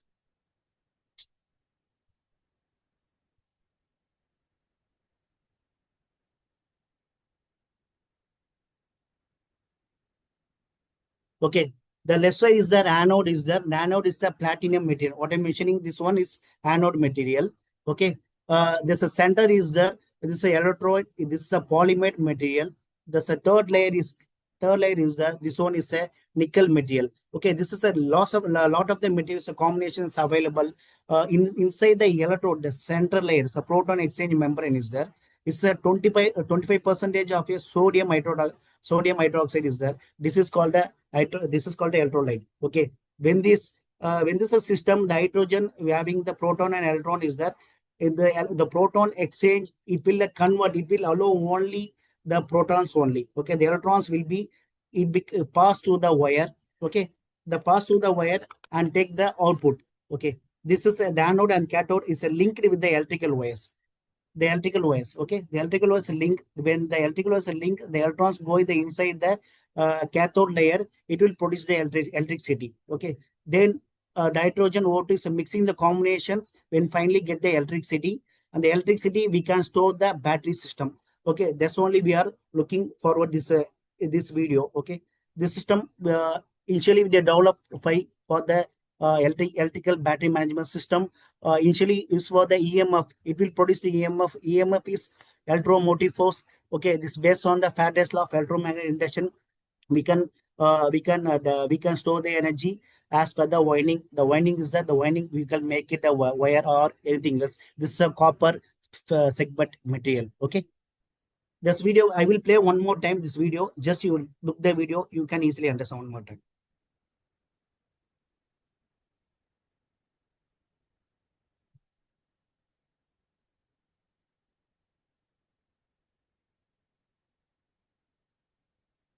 Okay, the left side is anode is there, and center is electrode is there, and side is cathode is only the blue balls is only protons. Okay, this is mixing the segment from the electrons. Okay, and exhaust in the water. Okay, outside when you convert the electrical energy, and heat will be produced. The heat will be, we have the cooling system is there. I will show the another slide. Okay. Okay. Okay, you know the definition of hydrogen. Hydrogen is the simplest element in universe. One proton and one is electron. You know the whatever is in the anode, the two segments atoms are passed. One is a proton, another is electron. Okay, occurs as a natural gases can be used to create energy through a combustion used in a fuel cells. It's a colorless, tasteless, odorless, slightly soluble in water, high explosive. You know, highly explosive only because that is a big failure in this system.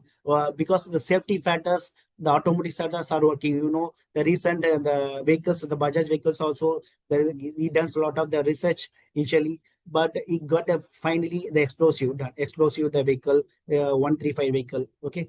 And one more, so Hyundai also done it. Hyundai also given the report, the safety high explosive material is the battery system, because based on the system we are working the safety pattern consideration as per the regulation schemes, as per the government safety scheme. The safety is important for this system. Safety is less in hydrogen battery system. Okay, we are working on the way. Okay, you're not worry about as soon as we will implement in Tata Tiago. Okay, I think maybe it will implement in 2028 because this is a proto version. Okay, I think in 2035 it will release from SOP as per the market version. Okay.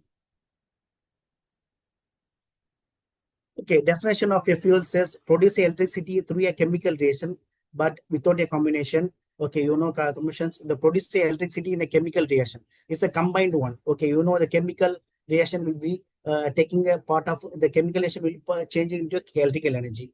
This is a segment is done by a chemical reaction only, but this main element is a electrical element. Okay, the electrical element the store the battery by the passing the voltage. Okay, it's initially the voltage will come 1 to 5 or 1 to 3 volt 1 to 3 volt based on the current calculations. Okay, I will show the another one more slice upcoming slide. I will show the what are the stacks is there. I will show you everything. Okay, the converted hydrogen and oxygen into water 2H2 plus O2 plus 2HO2. Okay, this is a common formula for this every battery segment. Okay, operate much like a battery. Okay. What is why you expect is a battery expert? Okay, just a minute.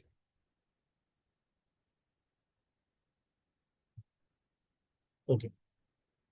Can it generate all? Okay, you know the battery. What's the difference between the e-vehicle battery and hydrogen battery segment? Okay, the same thing is that both the segment are same thing, but it's a battery is taking the lead time charges to 2 to 4 hours. Okay, if you're having the fast charging, it will take the 2 hours. But in this system, we'll take the only 10 minutes only the chargeable time for the hydrogen battery system. Okay, we already done the experiment. We done the almost trial in Ashok Leyland. You almost can complete a battery management system. But compared to the safety only is the main failure. The safety we can move it easily, we can implement. Okay, can generate a power almost identically as long as a fuel to use. Okay, the fuel can be used in the segment for the hydrogen segment for the EV segment. Okay, we are move for the EV segment. This is a reservoir tank. Is there in this reservoir tank we will store the fuel and we can supply the for the fuel stacks, and fuel stacks will supply to the battery segment. Okay. Okay. This one you know very well. The fuel. Okay. S2 is the first transporter to anode of the cells. The fuel cells undergo the anode reaction. Okay. The left side is the anode region. Okay. Okay. Well, the center region is the electrolyte, and the third region is the third region is a cathode region. The anode region split the fuel S plus proton and electron atoms. Okay. The proton and electron is the proton only the center of the electrode only allowing the proton only. Okay, protons pass to the electrolyte to the cathode.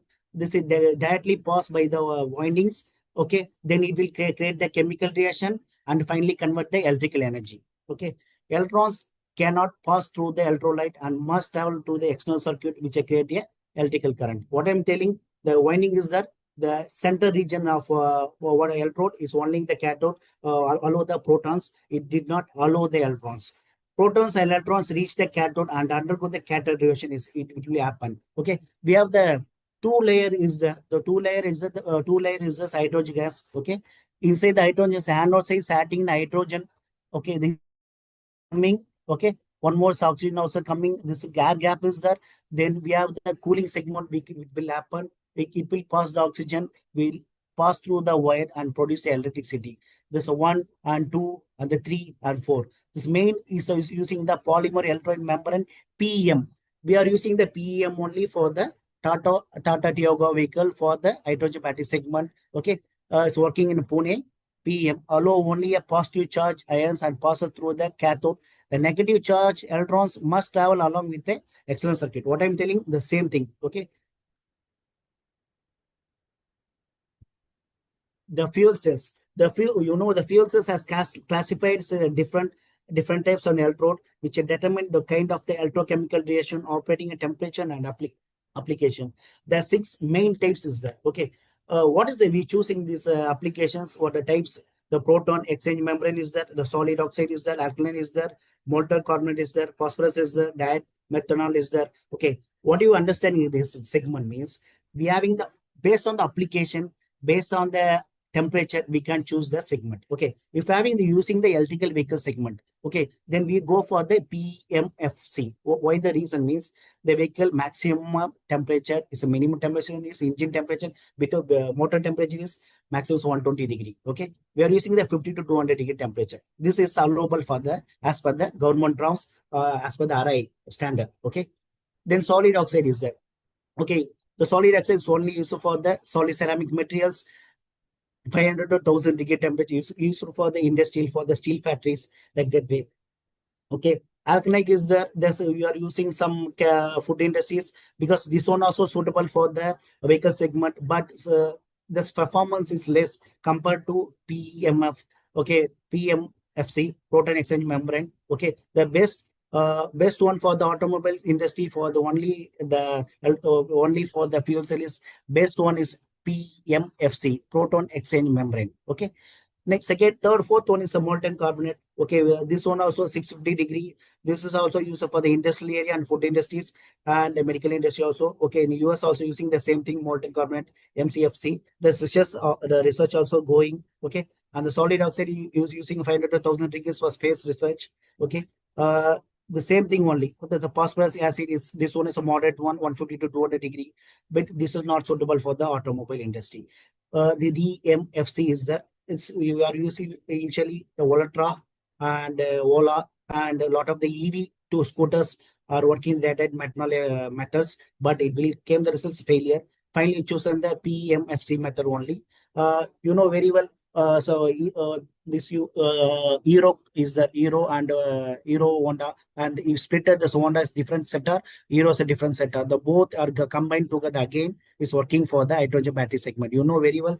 Okay, the Kia also working the same segment only, and the Maruti and the Toyota also working the partnership agreement done by the same sector for the proton exchange membrane for the implement for the hydrogen batteries. I think maybe it will implement the 2035 and Toyota and Maruti. Okay, still the vehicle model is still not will not produce. Okay, once the validation is completed, the market will be valuable. Okay,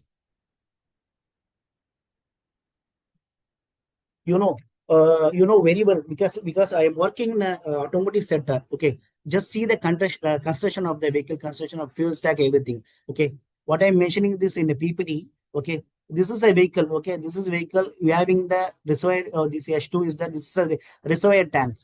Okay, this is visible for everyone. This is a reservoir tank. In this reservoir tanks, we store the hydrogen.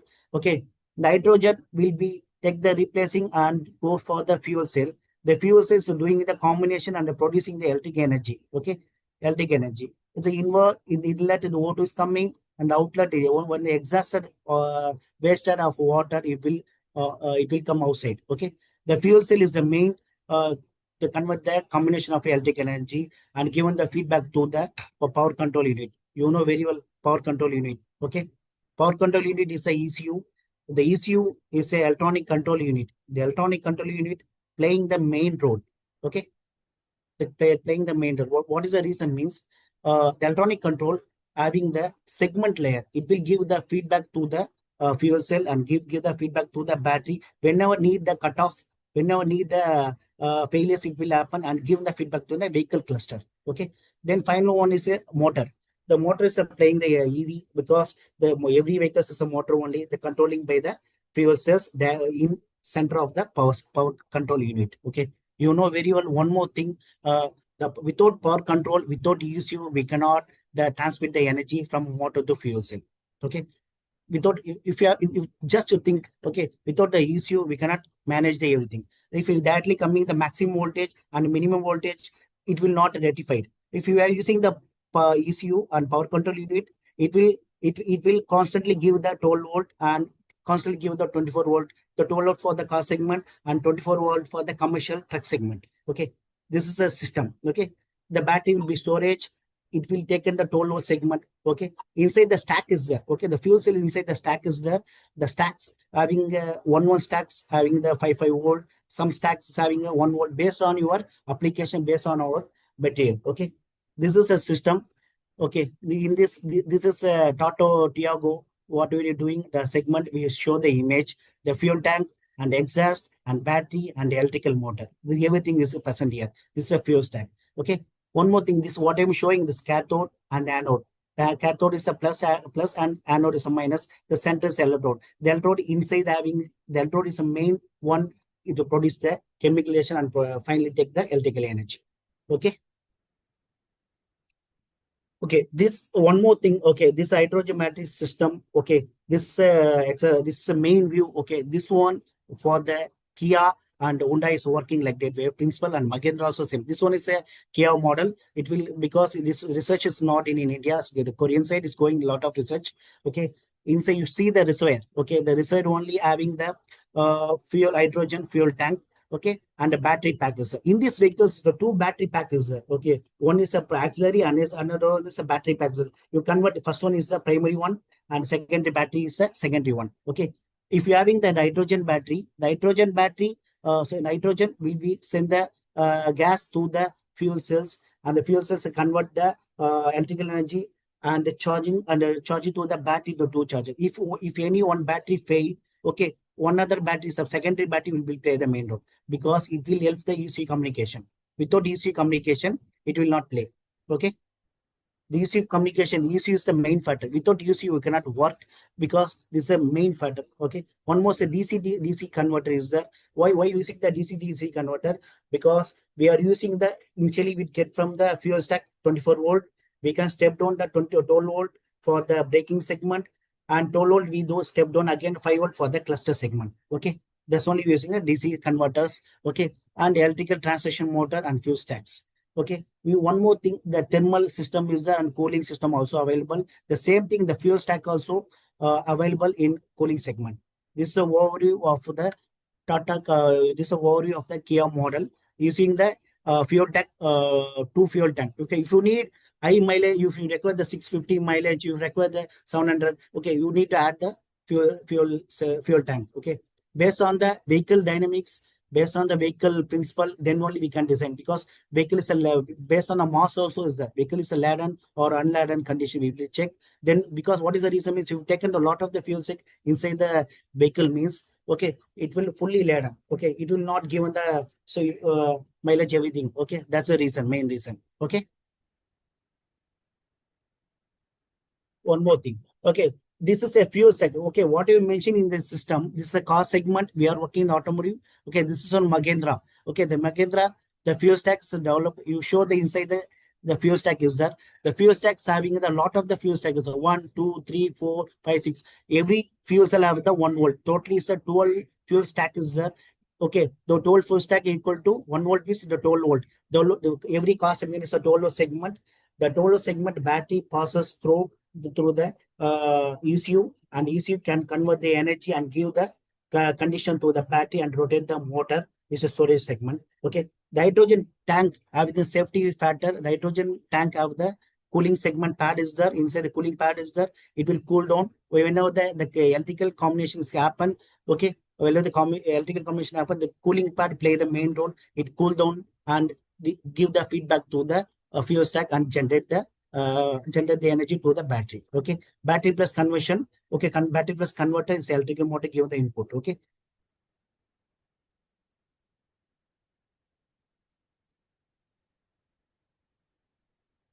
you know, in this system, nitrogen battery system. Okay, the main factor is a ECU.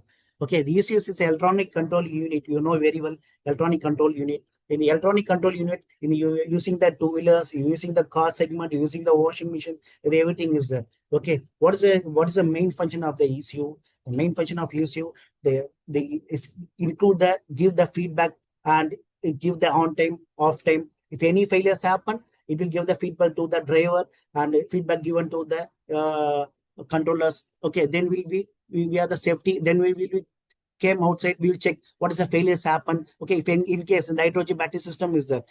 Okay, nitrogen battery system, if any leakage is observed in the reservoir tank, okay, this ECU will indicate the failure and give the communication in the cluster. Okay, if you're having the vehicle, so just check the vehicle. When you ignite your key, okay, they'll check if it's going every vehicles. Okay, initially, if anything fails, if the vehicle ABS fail, the vehicle braking certain anything fail, it will indicate the lamp. Okay, and it will show the driver is a useful way for the safety purpose. The ECU of the several parts, including a tiny computer chips, circuit boards, and electronic pieces. Okay, you know the chips is there, including the diode, MOSFET, switching device. Okay, why I'm telling this one means without the electrical segment, we cannot do the hydrogen battery. This is the main factor. Okay, what is the reason means the hydrogen will be create the electrical energy. Means hydrogen is creating the electrical energy. The electrical energy will come. It will come potential difference. Sometimes it come 8 volt. Sometimes it come 12 volt based on the temperature and surrounding relative humidity. Okay, that's only specially designed for the ECU. It will check the health. Okay, it will come constantly output voltage. Then it will give the user initial is the rectifier is there. The rectifier will give the constant input voltage to the battery. Then it will charge continuously. Okay, this having the software segment also. The software segment have a control the engine works. You know very well. You having the phone also is there. Android 15, Android 17. The lot of the updates are coming like the same thing. The same car principle in hydrogen segment also having the software is working in a lot of program for microcontroller, microchip system. Okay, the software can be update or change and improve the car performance to fix any issues. Okay, if any issues does happen in hydrogen battery segment, in the cluster will be indicated. What I'm showing the symbol, this ECU diagnostic. Okay, the diagnostic is the main role. If any failure, the diagnostic will be alert the driver for flashing the symbol in a vehicle cluster. Just you check your vehicle also. This cluster is available. No, what is, why you giving this cluster? Why you giving the diagnostic tool? This is a failure. For if anything failure happen, it will indicate the driver and safer zone. Okay, the ECU is the main role because I'm telling everyone the future is going for the electronic, for the hydrogen battery system without with ECU only. Without ECU, we cannot move forward anything. Okay. Okay, what I'm telling the fuel stacks. Okay, the fuel stacks having the what I'm telling the number of fuel stack is there. Okay, you mentioned what I'm telling. The fuel stack construction involved stacking fuel cells membrane electrode assembly between the bipolar plates sealed by a gasket and compressed end plates to create a signal high voltage power unit. Okay, what I mentioned, there's a number of plates is there. Why are we mentioning for number of plates? What is the reason means? If we need a high voltage means, okay, you can add a place. Okay, high voltage only not factor. You can develop the current rating also. That's only this voltage and current as per the Ohm's law, like that only you plan. Okay, this is a bipolar plate is there. MEP is the seal is that. What's the what I mentioned? While the chemical reaction happen, the heat will be produced. That's only using the cooling plate. Okay. Okay, this a plate is there and end plate is there. The seals is there. Then seals will be arrest the gases. We do not spread outside. Is a safety manner. Okay, that's the way we are presenting the this fuel stacks. Okay, the fuel stacks is important for the every vehicles. Okay, for the hydrogen battery segment. In case if you are going for the truck segment, the space layer fully developed by the reservoir tanks. Okay, if you check the EV vehicles as a battery segment is the same thing. It will happen in defense for Ashok Leyland is working. Stalin vehicle for is almost is completed. Okay, but its validation is going. Okay, then okay. Okay, in this hydrogen fuel cells, the sensor is the main player. Okay, if you're having the hydrogen in your reservoir tank, okay, if in the hydrogen tank, what is this is a good fuel, good fuel. Okay, this level is good. If any leakages happen, this temperatures is there, everything it will check the sensors. Okay, the hydrogen sensor is what I mentioned is image. This one is hydrogen sensor. Hydrogen sensors. Okay, this safety device that detect the hydrogen leakers from the tank or fuel lines, triggering alert a shut off fuel or activating the ventilation to prevent the explosion working via catalyst combination, electrochemical or semiconductor principle to the monitor gas. Concentration of safety and performance optimization. That's only not for the safety one. Okay, then one give the feedback to the ECU. Okay, if you're having the tank is the 20-liter tank is that you're having using the fuel. Okay, it will reduce. Okay, the fuel will come 100% to 80% or 80%, 60%. It will give the feedback to the ECU. This the volume consumption is less. Kindly fill the fuel and give the feedback to the cluster. Okay, that's only the hydrogen sensor using. Okay, the hydrogen sensor is main part for the hydrogen battery segment. Okay, it is we can place for the hydrogen stacks and hydrogen batteries. And just a minute, I will show. Okay, the hydrogen battery we can plan anything, plan anywhere. Okay, if you have the fuel stack, you need the hydrogen sensor. You can play the sensor here, inlet and outlet pipe. Okay, because why using inlet? If you keep, the line is coming, inlet pressure is constant way, it will check. But the outlet pressure also checking. The both sensor using. One is inlet and outlet segment.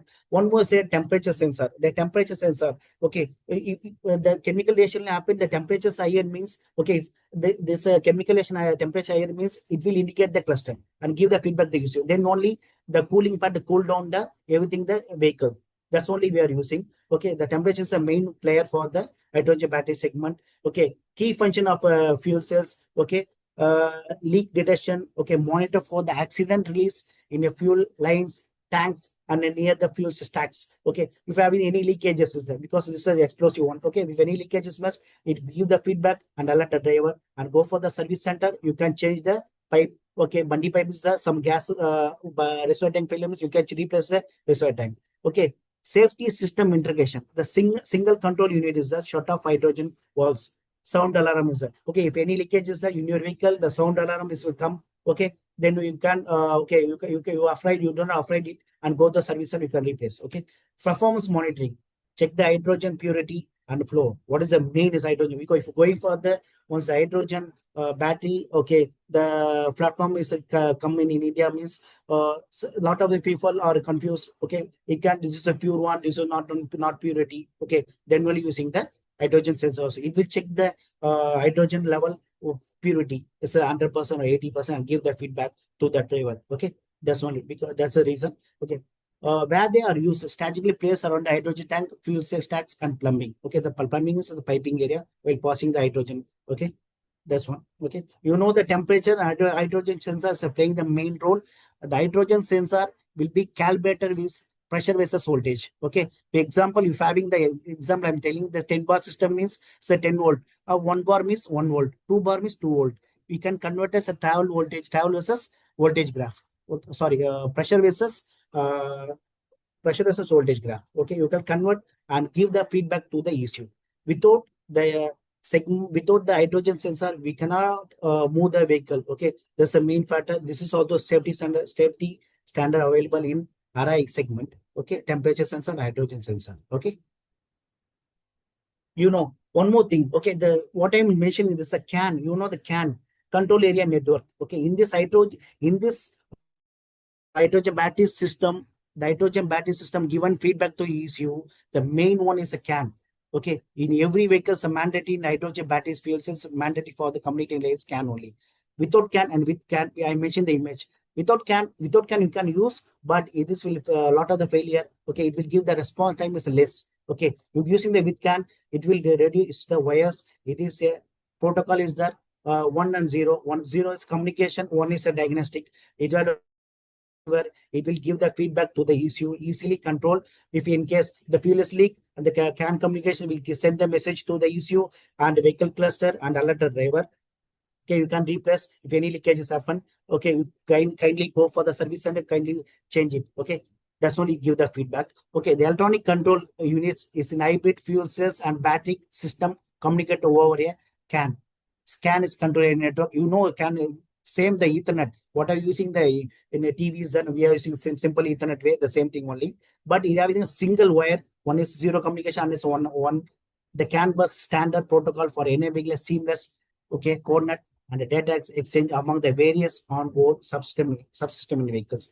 This is the main playing every vehicles in a CAN introduces a meter for the hydrogen battery segment. The hydrogen battery segment without CAN, without communication, we will not pass any communication to the ECU. Okay. This you having any doubt in the CAN system? Anyone having the CAN system? Are you working anyone in the electrical segment is there? Yeah. Okay.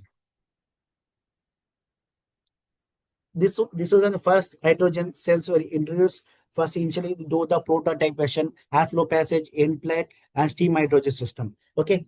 Okay. The HFC generate electricity by the reduction oxidation reaction with the cells. They use three main components: fuel and oxidant and electrolyte.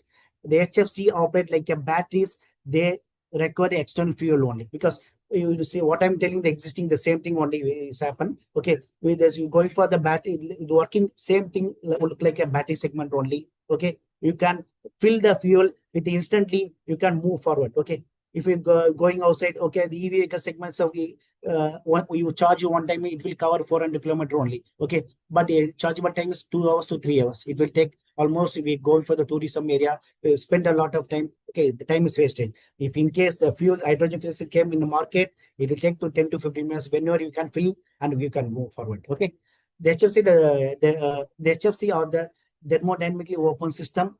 Hydrogen fuel cell use hydrogens as fuel, oxygen, proton exchange membrane, electrolyte, and emit only a water and waste. Okay, you know the one thing. Okay, in the space riches space we are using the hydrogen battery. Okay, when the exhaust water is there, we can use that drinking water. Okay, you know very well. Anyone know this one?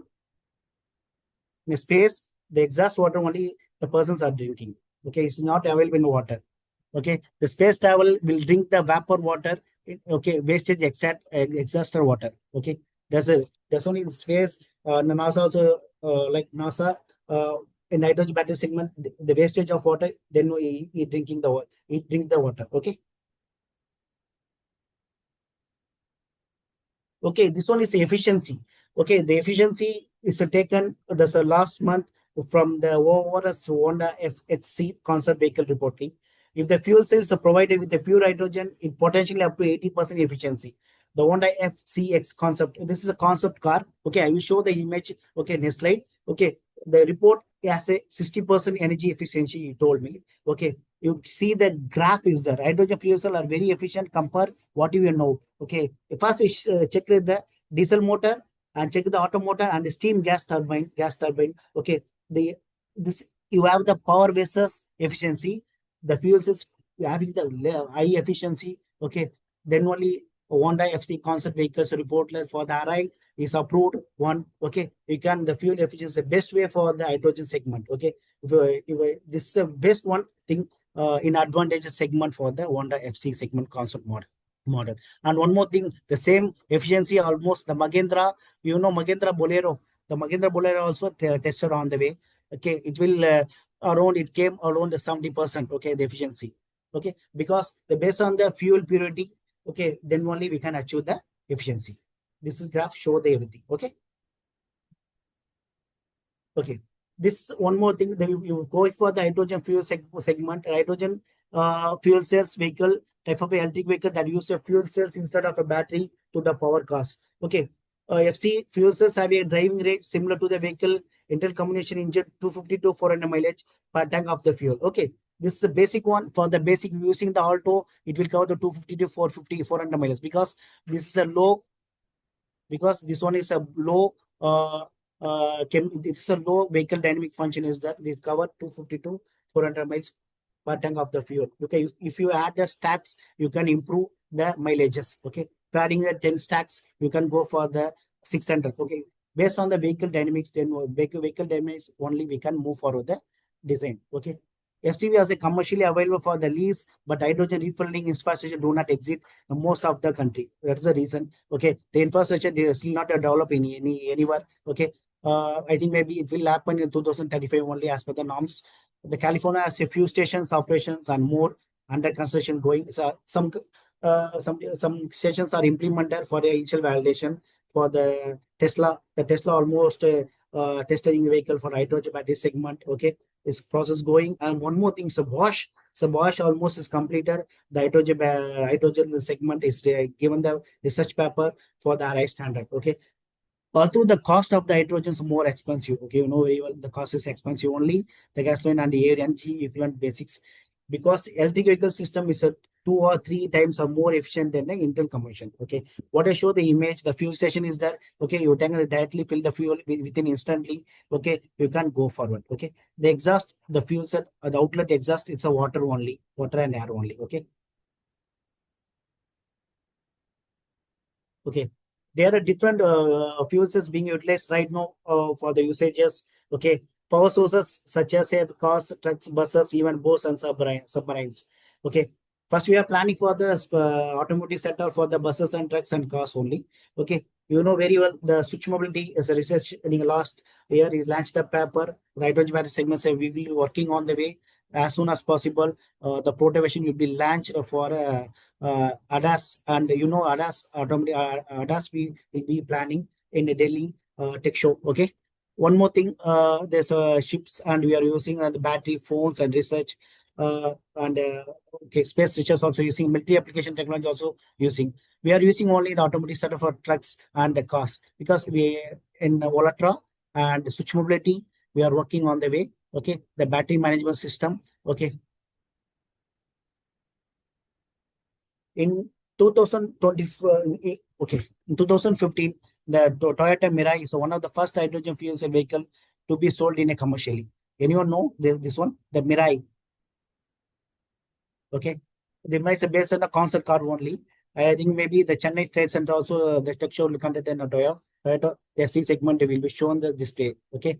This one is vehicles almost completed 80% of work validation. Okay, the Honda FC Clarity hydrogen fuel cell demonstrated vehicle introduced in 2008 itself. Okay, the 2015 the both cars segment almost evaluations completed. We are waiting for the government norms. Once the government norms came, we can implement easily. Okay, the Toyota is working with the Maruti also. The same segment, Mirai segment, working with the Maruti Suzuki. Exposo, the small car, and the Exposo is there, and a lot of the segment car is working on the process. First, initially, it's a Toyota, Maruti is initially working for the less for vehicle dynamics. Vehicle is planning for the for a Exposo is planning. I think maybe it's around this cost. It's a battery segment cost around, it will come 10 lakhs, 10 lakhs. Okay. The battery segment alone is, I'm telling, the 10 lakhs. Okay. So initially doing a proto concept model. Okay. Okay. And advantages of hydrogen fuel cells, it is a readily available. Okay, notice it is a readily available. It do not produce harmful emissions, very well. It is environment friendly. It can be used as fuel in rockets. It is fuel efficient. It is a renewable. Okay, very well. Okay, it can be used in a fuel rocket. It is a fuel efficient. It is a renewable only. Okay, this is a major advantages for for the automotive sector. This will be good for the EV vehicles, for the pollution. Okay. Disadvantage of hydrogen fuel cell. H2 is a difficult, expensive to produce, a store, and transport. We know very well this is expensive to produce, a store, because what is the reason means expensive to produce and store and transport. Okay, because the safety is there. As per the safety, we are working. Okay, the fuel cells require the fuel. Okay, if you're having the less quality fuel means it will affect the overall segment. What is the reason means inside the moisture will be it's a moisture segment. It will play the rust formations like that base. If the fuel cells is lesser 80%, the rust formation will be happen in the fuel stacks. Okay, the fuel stacks will be rust formation means automatically a lot of the failures will be happen, because we record the fuel cells for the under good level fuel cells. Okay. Platinum catalysts are expensive and rare. Okay, we are working for the localized in China. Honda is working like that only, because I think maybe the 2035 it will come the lower cost. Okay, proton exchange membrane must kept in moisture. Moisture. Hydrogen fuel stacks are heavy. Okay, what is the reason? Hydrogen fuel stacks are heavy because the vehicle weight and the vehicle dynamic will be changed. Main reason, the vehicle fuel stacks and stacks is heavy means the vehicle laden and unladen condition. Very well laden and unladen condition for the trucks and bus truck segment only. Okay, if having the vehicle is fully loaded, this is a laden segment. The vehicle is having a without load, this is unladen segment. Why I'm telling the reason means if we need a more efficient and more stacks for the laden and unladen, the ECU will give the feedback. Okay, if having an unladen condition, the ECU give the less voltage for the maintaining the current ratings lower one. Okay, if you take on the laden condition, the ECU will check the load. Okay, and give the high current rating. Okay, based on the application it will work, because very well because the EV is totally different. Okay, this is a less noise system. Okay. Okay, this one is chart. What I'm showing the chart is the pure segment chart for the renewable and fuel cells. We are using H2. Okay, I'll split the supply and demand is there. Okay, what is supplying? The coal, natural gas, biomass, solar PV, hydro, wind, nuclear, nucleate. Okay, this supply is going on almost, very well. So demand is only for the transportation and the building and industries. Transportation is IC engines, FC engines, what you mentioned. Okay, now we are going for the motors. We are working on the way. Okay, and the building segment also we are planning for the for storaging the inverter segment. Okay, to storage the energy. If you're storing the energy, okay, you can fill the fuel. Okay, you can directly using the overall electric supply with your house as per the what you recommend. Okay, as per the stacks is there. How many stacks you need? As per the stacks, you can calculate your power watts calculation. Then you can install your house. Okay, this is a future innovation segment. Almost the US is implemented. Okay, and industry side. Okay, for industry is also turbines and okay, process synthesis and steels companies are required. Okay, this one is the demand is the demand is heavy is a transportation only. The government first initially to adopt this system for the ISO regulation as per the norms and safety norms. ISO safety 26262. Okay, as per the very well ISO 26262 safety norms is implemented for the hydrogen battery segment. Some factors is considered EMC. Okay, EMC and EMI. Okay, electromagnetic interference and electromagnetic compatibility test is going on. Is conducted by the RI and the GARC in Pune and Delhi. Okay. Okay, what I'm telling. Okay, this is the future innovation. Okay, almost you are, if you're having the big space with your safety region means you having the agriculture and you have a building means you can apply. Okay, 2035 as per the government norms. Okay, I'm showing this in this system. So a lot of the research is that this is a fuel cell is that what I mentioned the fuel cell. Okay, this image. Okay, this is a 4 is that this is the 4 is a total age system and sir. This is the home what you need a power. Okay, as per the segment the stack is available. If you need the 2 rooms is that we require the 240 volt for the 3 hours, you can use the 4 segment. If I need the 8 hours backup, you can use the 8 system. Okay, based on the storage we can utilize and give the feedback to the home. Okay, this is the overall thing. Okay, what I'm telling this one, so battery is there, electrode is there, everything from the PV panel and inverter and the grid. Okay, this what I mentioned the AC and the DC H2. Okay, the DC is direct current DC working the 24 volt and 12 volt segment. Okay, then go for the battery and the battery battery give the feedback to inverter. The inverter is like the converter is there. It will step up. Okay, 12 to 240 volt. Okay, and give the home consumption and parallelly we can consume the solar also. We can implement this system. Okay, this is the overall segment for this one. What is the innovations future? Okay. And one more thing, we have some one short video, sir. Short video is there for your reference because this implementer for this car segment. I will show this video. Just see this video. Okay, practical manner. Okay.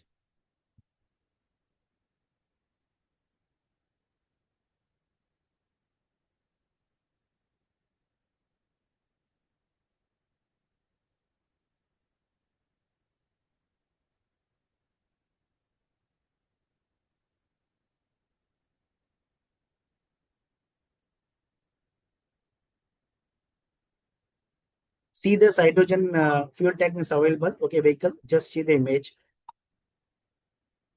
And the electric motor is there. And what I'm telling power control ECU is there.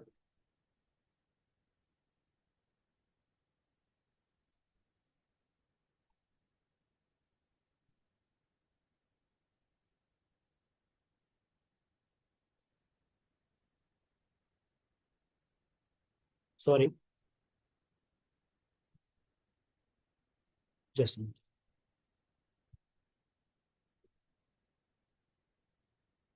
The same like a battery only work in the fuel cell like a battery only.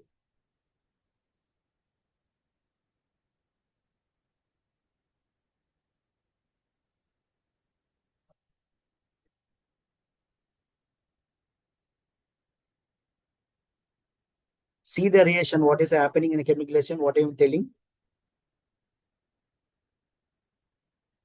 This is combined system. Okay.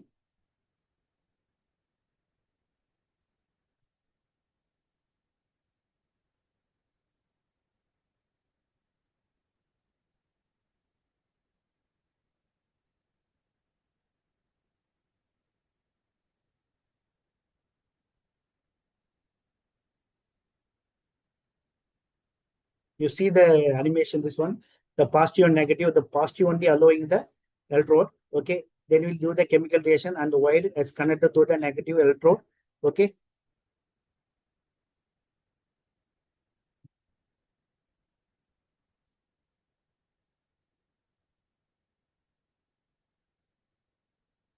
Water H2 the exhaust via exhausted in the water outlet port.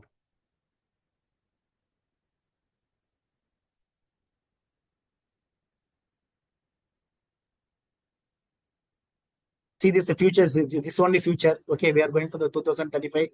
Okay, like that only we can fill the tank fuel. Yeah. Yes. Okay. So thank you. Okay. If you have any doubts, is there? Okay, kindly raise your questions. Okay.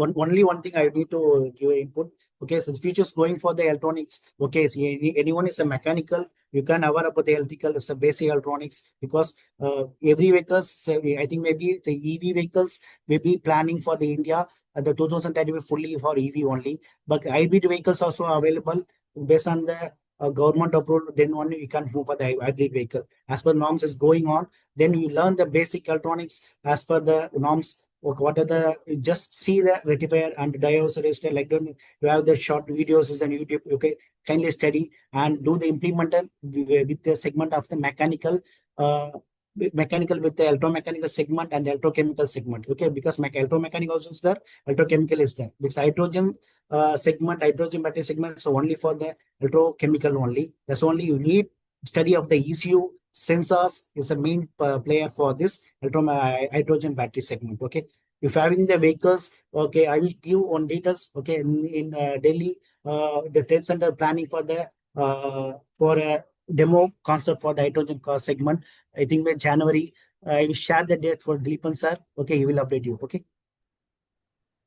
Okay, thank you, sir, for giving a wonderful session. Okay. Participants, if you have any queries, please proceed.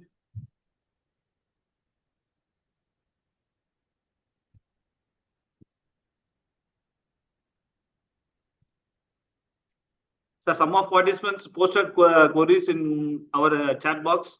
Okay. Kindly you go through, sir. Sure. Okay. How to manufacturing the cost hybrid system compared to IC engines? Just a minute.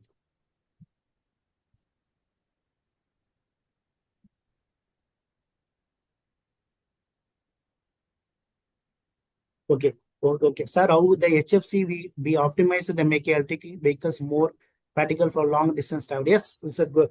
Yes, it won't possible because what is the reason means EV vehicle segment HFC is you can charge instantly. Okay, this is okay. You go for the battery segment, it will take the time so 2 to 3 hours duration. Okay, but this system we will take the time to 10 to 15 minutes only. Okay.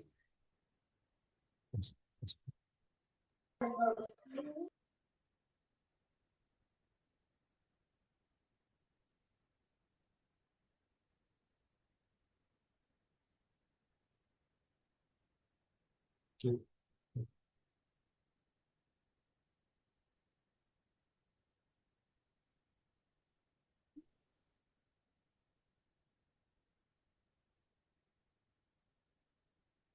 So that's only one. Anybody ask me the same question? There's a different questions there.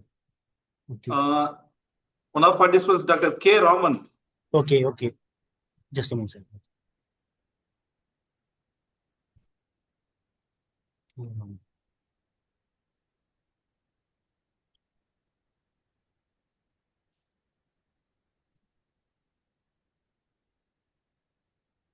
Okay. Okay, just a minute.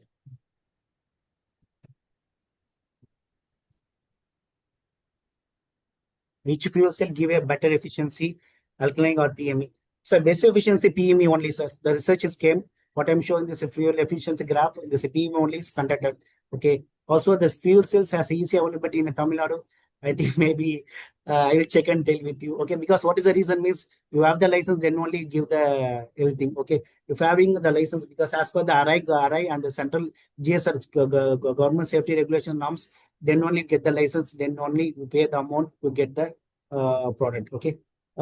Because if having any type with any automotive sector means you can easily raise this one and get the system. But some norms is there as per the safety norms. That's a big one. Okay. In I think Tamil Nadu is not availability, but Bangalore and Pune is there. And in Tamil Nadu, in Ashok Leyland, William Chowdhury research plant is doing, but as per the government norms and license given. Okay, I think maybe I will check and give the feedback. Okay, in Tamil Nadu is available. Okay. Thank you, sir. Yes. Okay. Now, So any more doubt is there? Any more doubt is there? Participants? Hello?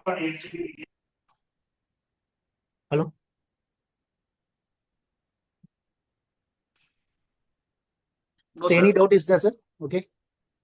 No. Okay. No, sir, it's okay. Okay.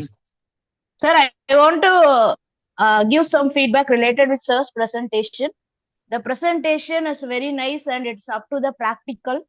So we enjoyed this session a lot, sir. Thank you for your insightful information related with this field, sir. Thank you so much. Thank you. Thank you. Thank you, ma'am. Thank you, madam. Now we formally close this session. I request Dr. E. Edwin Paul, sir, HOD of Department of Mechanical Engineering, to deliver word of thanks. Once again, good evening to everyone. On behalf of the organizing committee and all the participants of this Atal FDP, it is my privilege to deliver the vote of thanks for today's session. I extend our heartfelt gratitude to Mr. S. Thirmal Valavan for sharing his valuable time, knowledge, and industry experience with us. His deep insights into hybrid energy storage systems, hydrogen battery integration has truly enriched our understanding of emerging energy technologies and their role in the future of sustainable mobility. Sir, your practical perspectives and real-world examples and clarity in explaining the concepts have greatly benefited all the participants. Okay. Your expertise in advanced automotive system, energy storage technologies, and innovation driven R&D added them tremendous value to today's session. Okay. We sincerely appreciate the effort you took to engage with us, and we are confident that the learning from your session will inspire many of us in our research, teaching, and the future projects. Sure. I also thank all the participants, faculty members, and the Atal FDP coordinators for their active involvement and support in making the. Once again, thank you very much, Mr. S. Thirmal sir, for your meaningful contribution to this FDP. So thank you, Edwin. Thank you all. Thank you, sir, Edwin, sir. Thank you, Deepan, Thanks, sir, sir. for giving this opportunity. Thank you. Thank you. Thank you, sir. Thank you. Thank you. Thank you very much, Mr. Thirumalavan. Thank you. Thank Okay. you for spending your valuable time for us. Thank you. If you have any doubts, any queries, I will share the mail ID. Okay. If having doing anybody's doing support a concept means I will, okay, I will give the ideas because I almost we done innovation with that one because it's almost complete in I think maybe 2 years. Okay, it will take time. Okay. Thank you. Thank you, sir. Okay, sir. Okay. Okay, sir. Thank you. Thank Thank you. Thank Participants, tomorrow is the last session, last day session. We are having a 3 session and also having assessment test is 6:30 to 7:30. Kindly utilize that. Thank you. Once again, thank you all.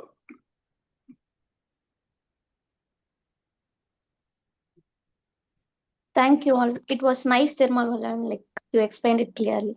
Thank you. Thank you, ma'am. Dear participants, kindly find previous session feedback link in the chat box.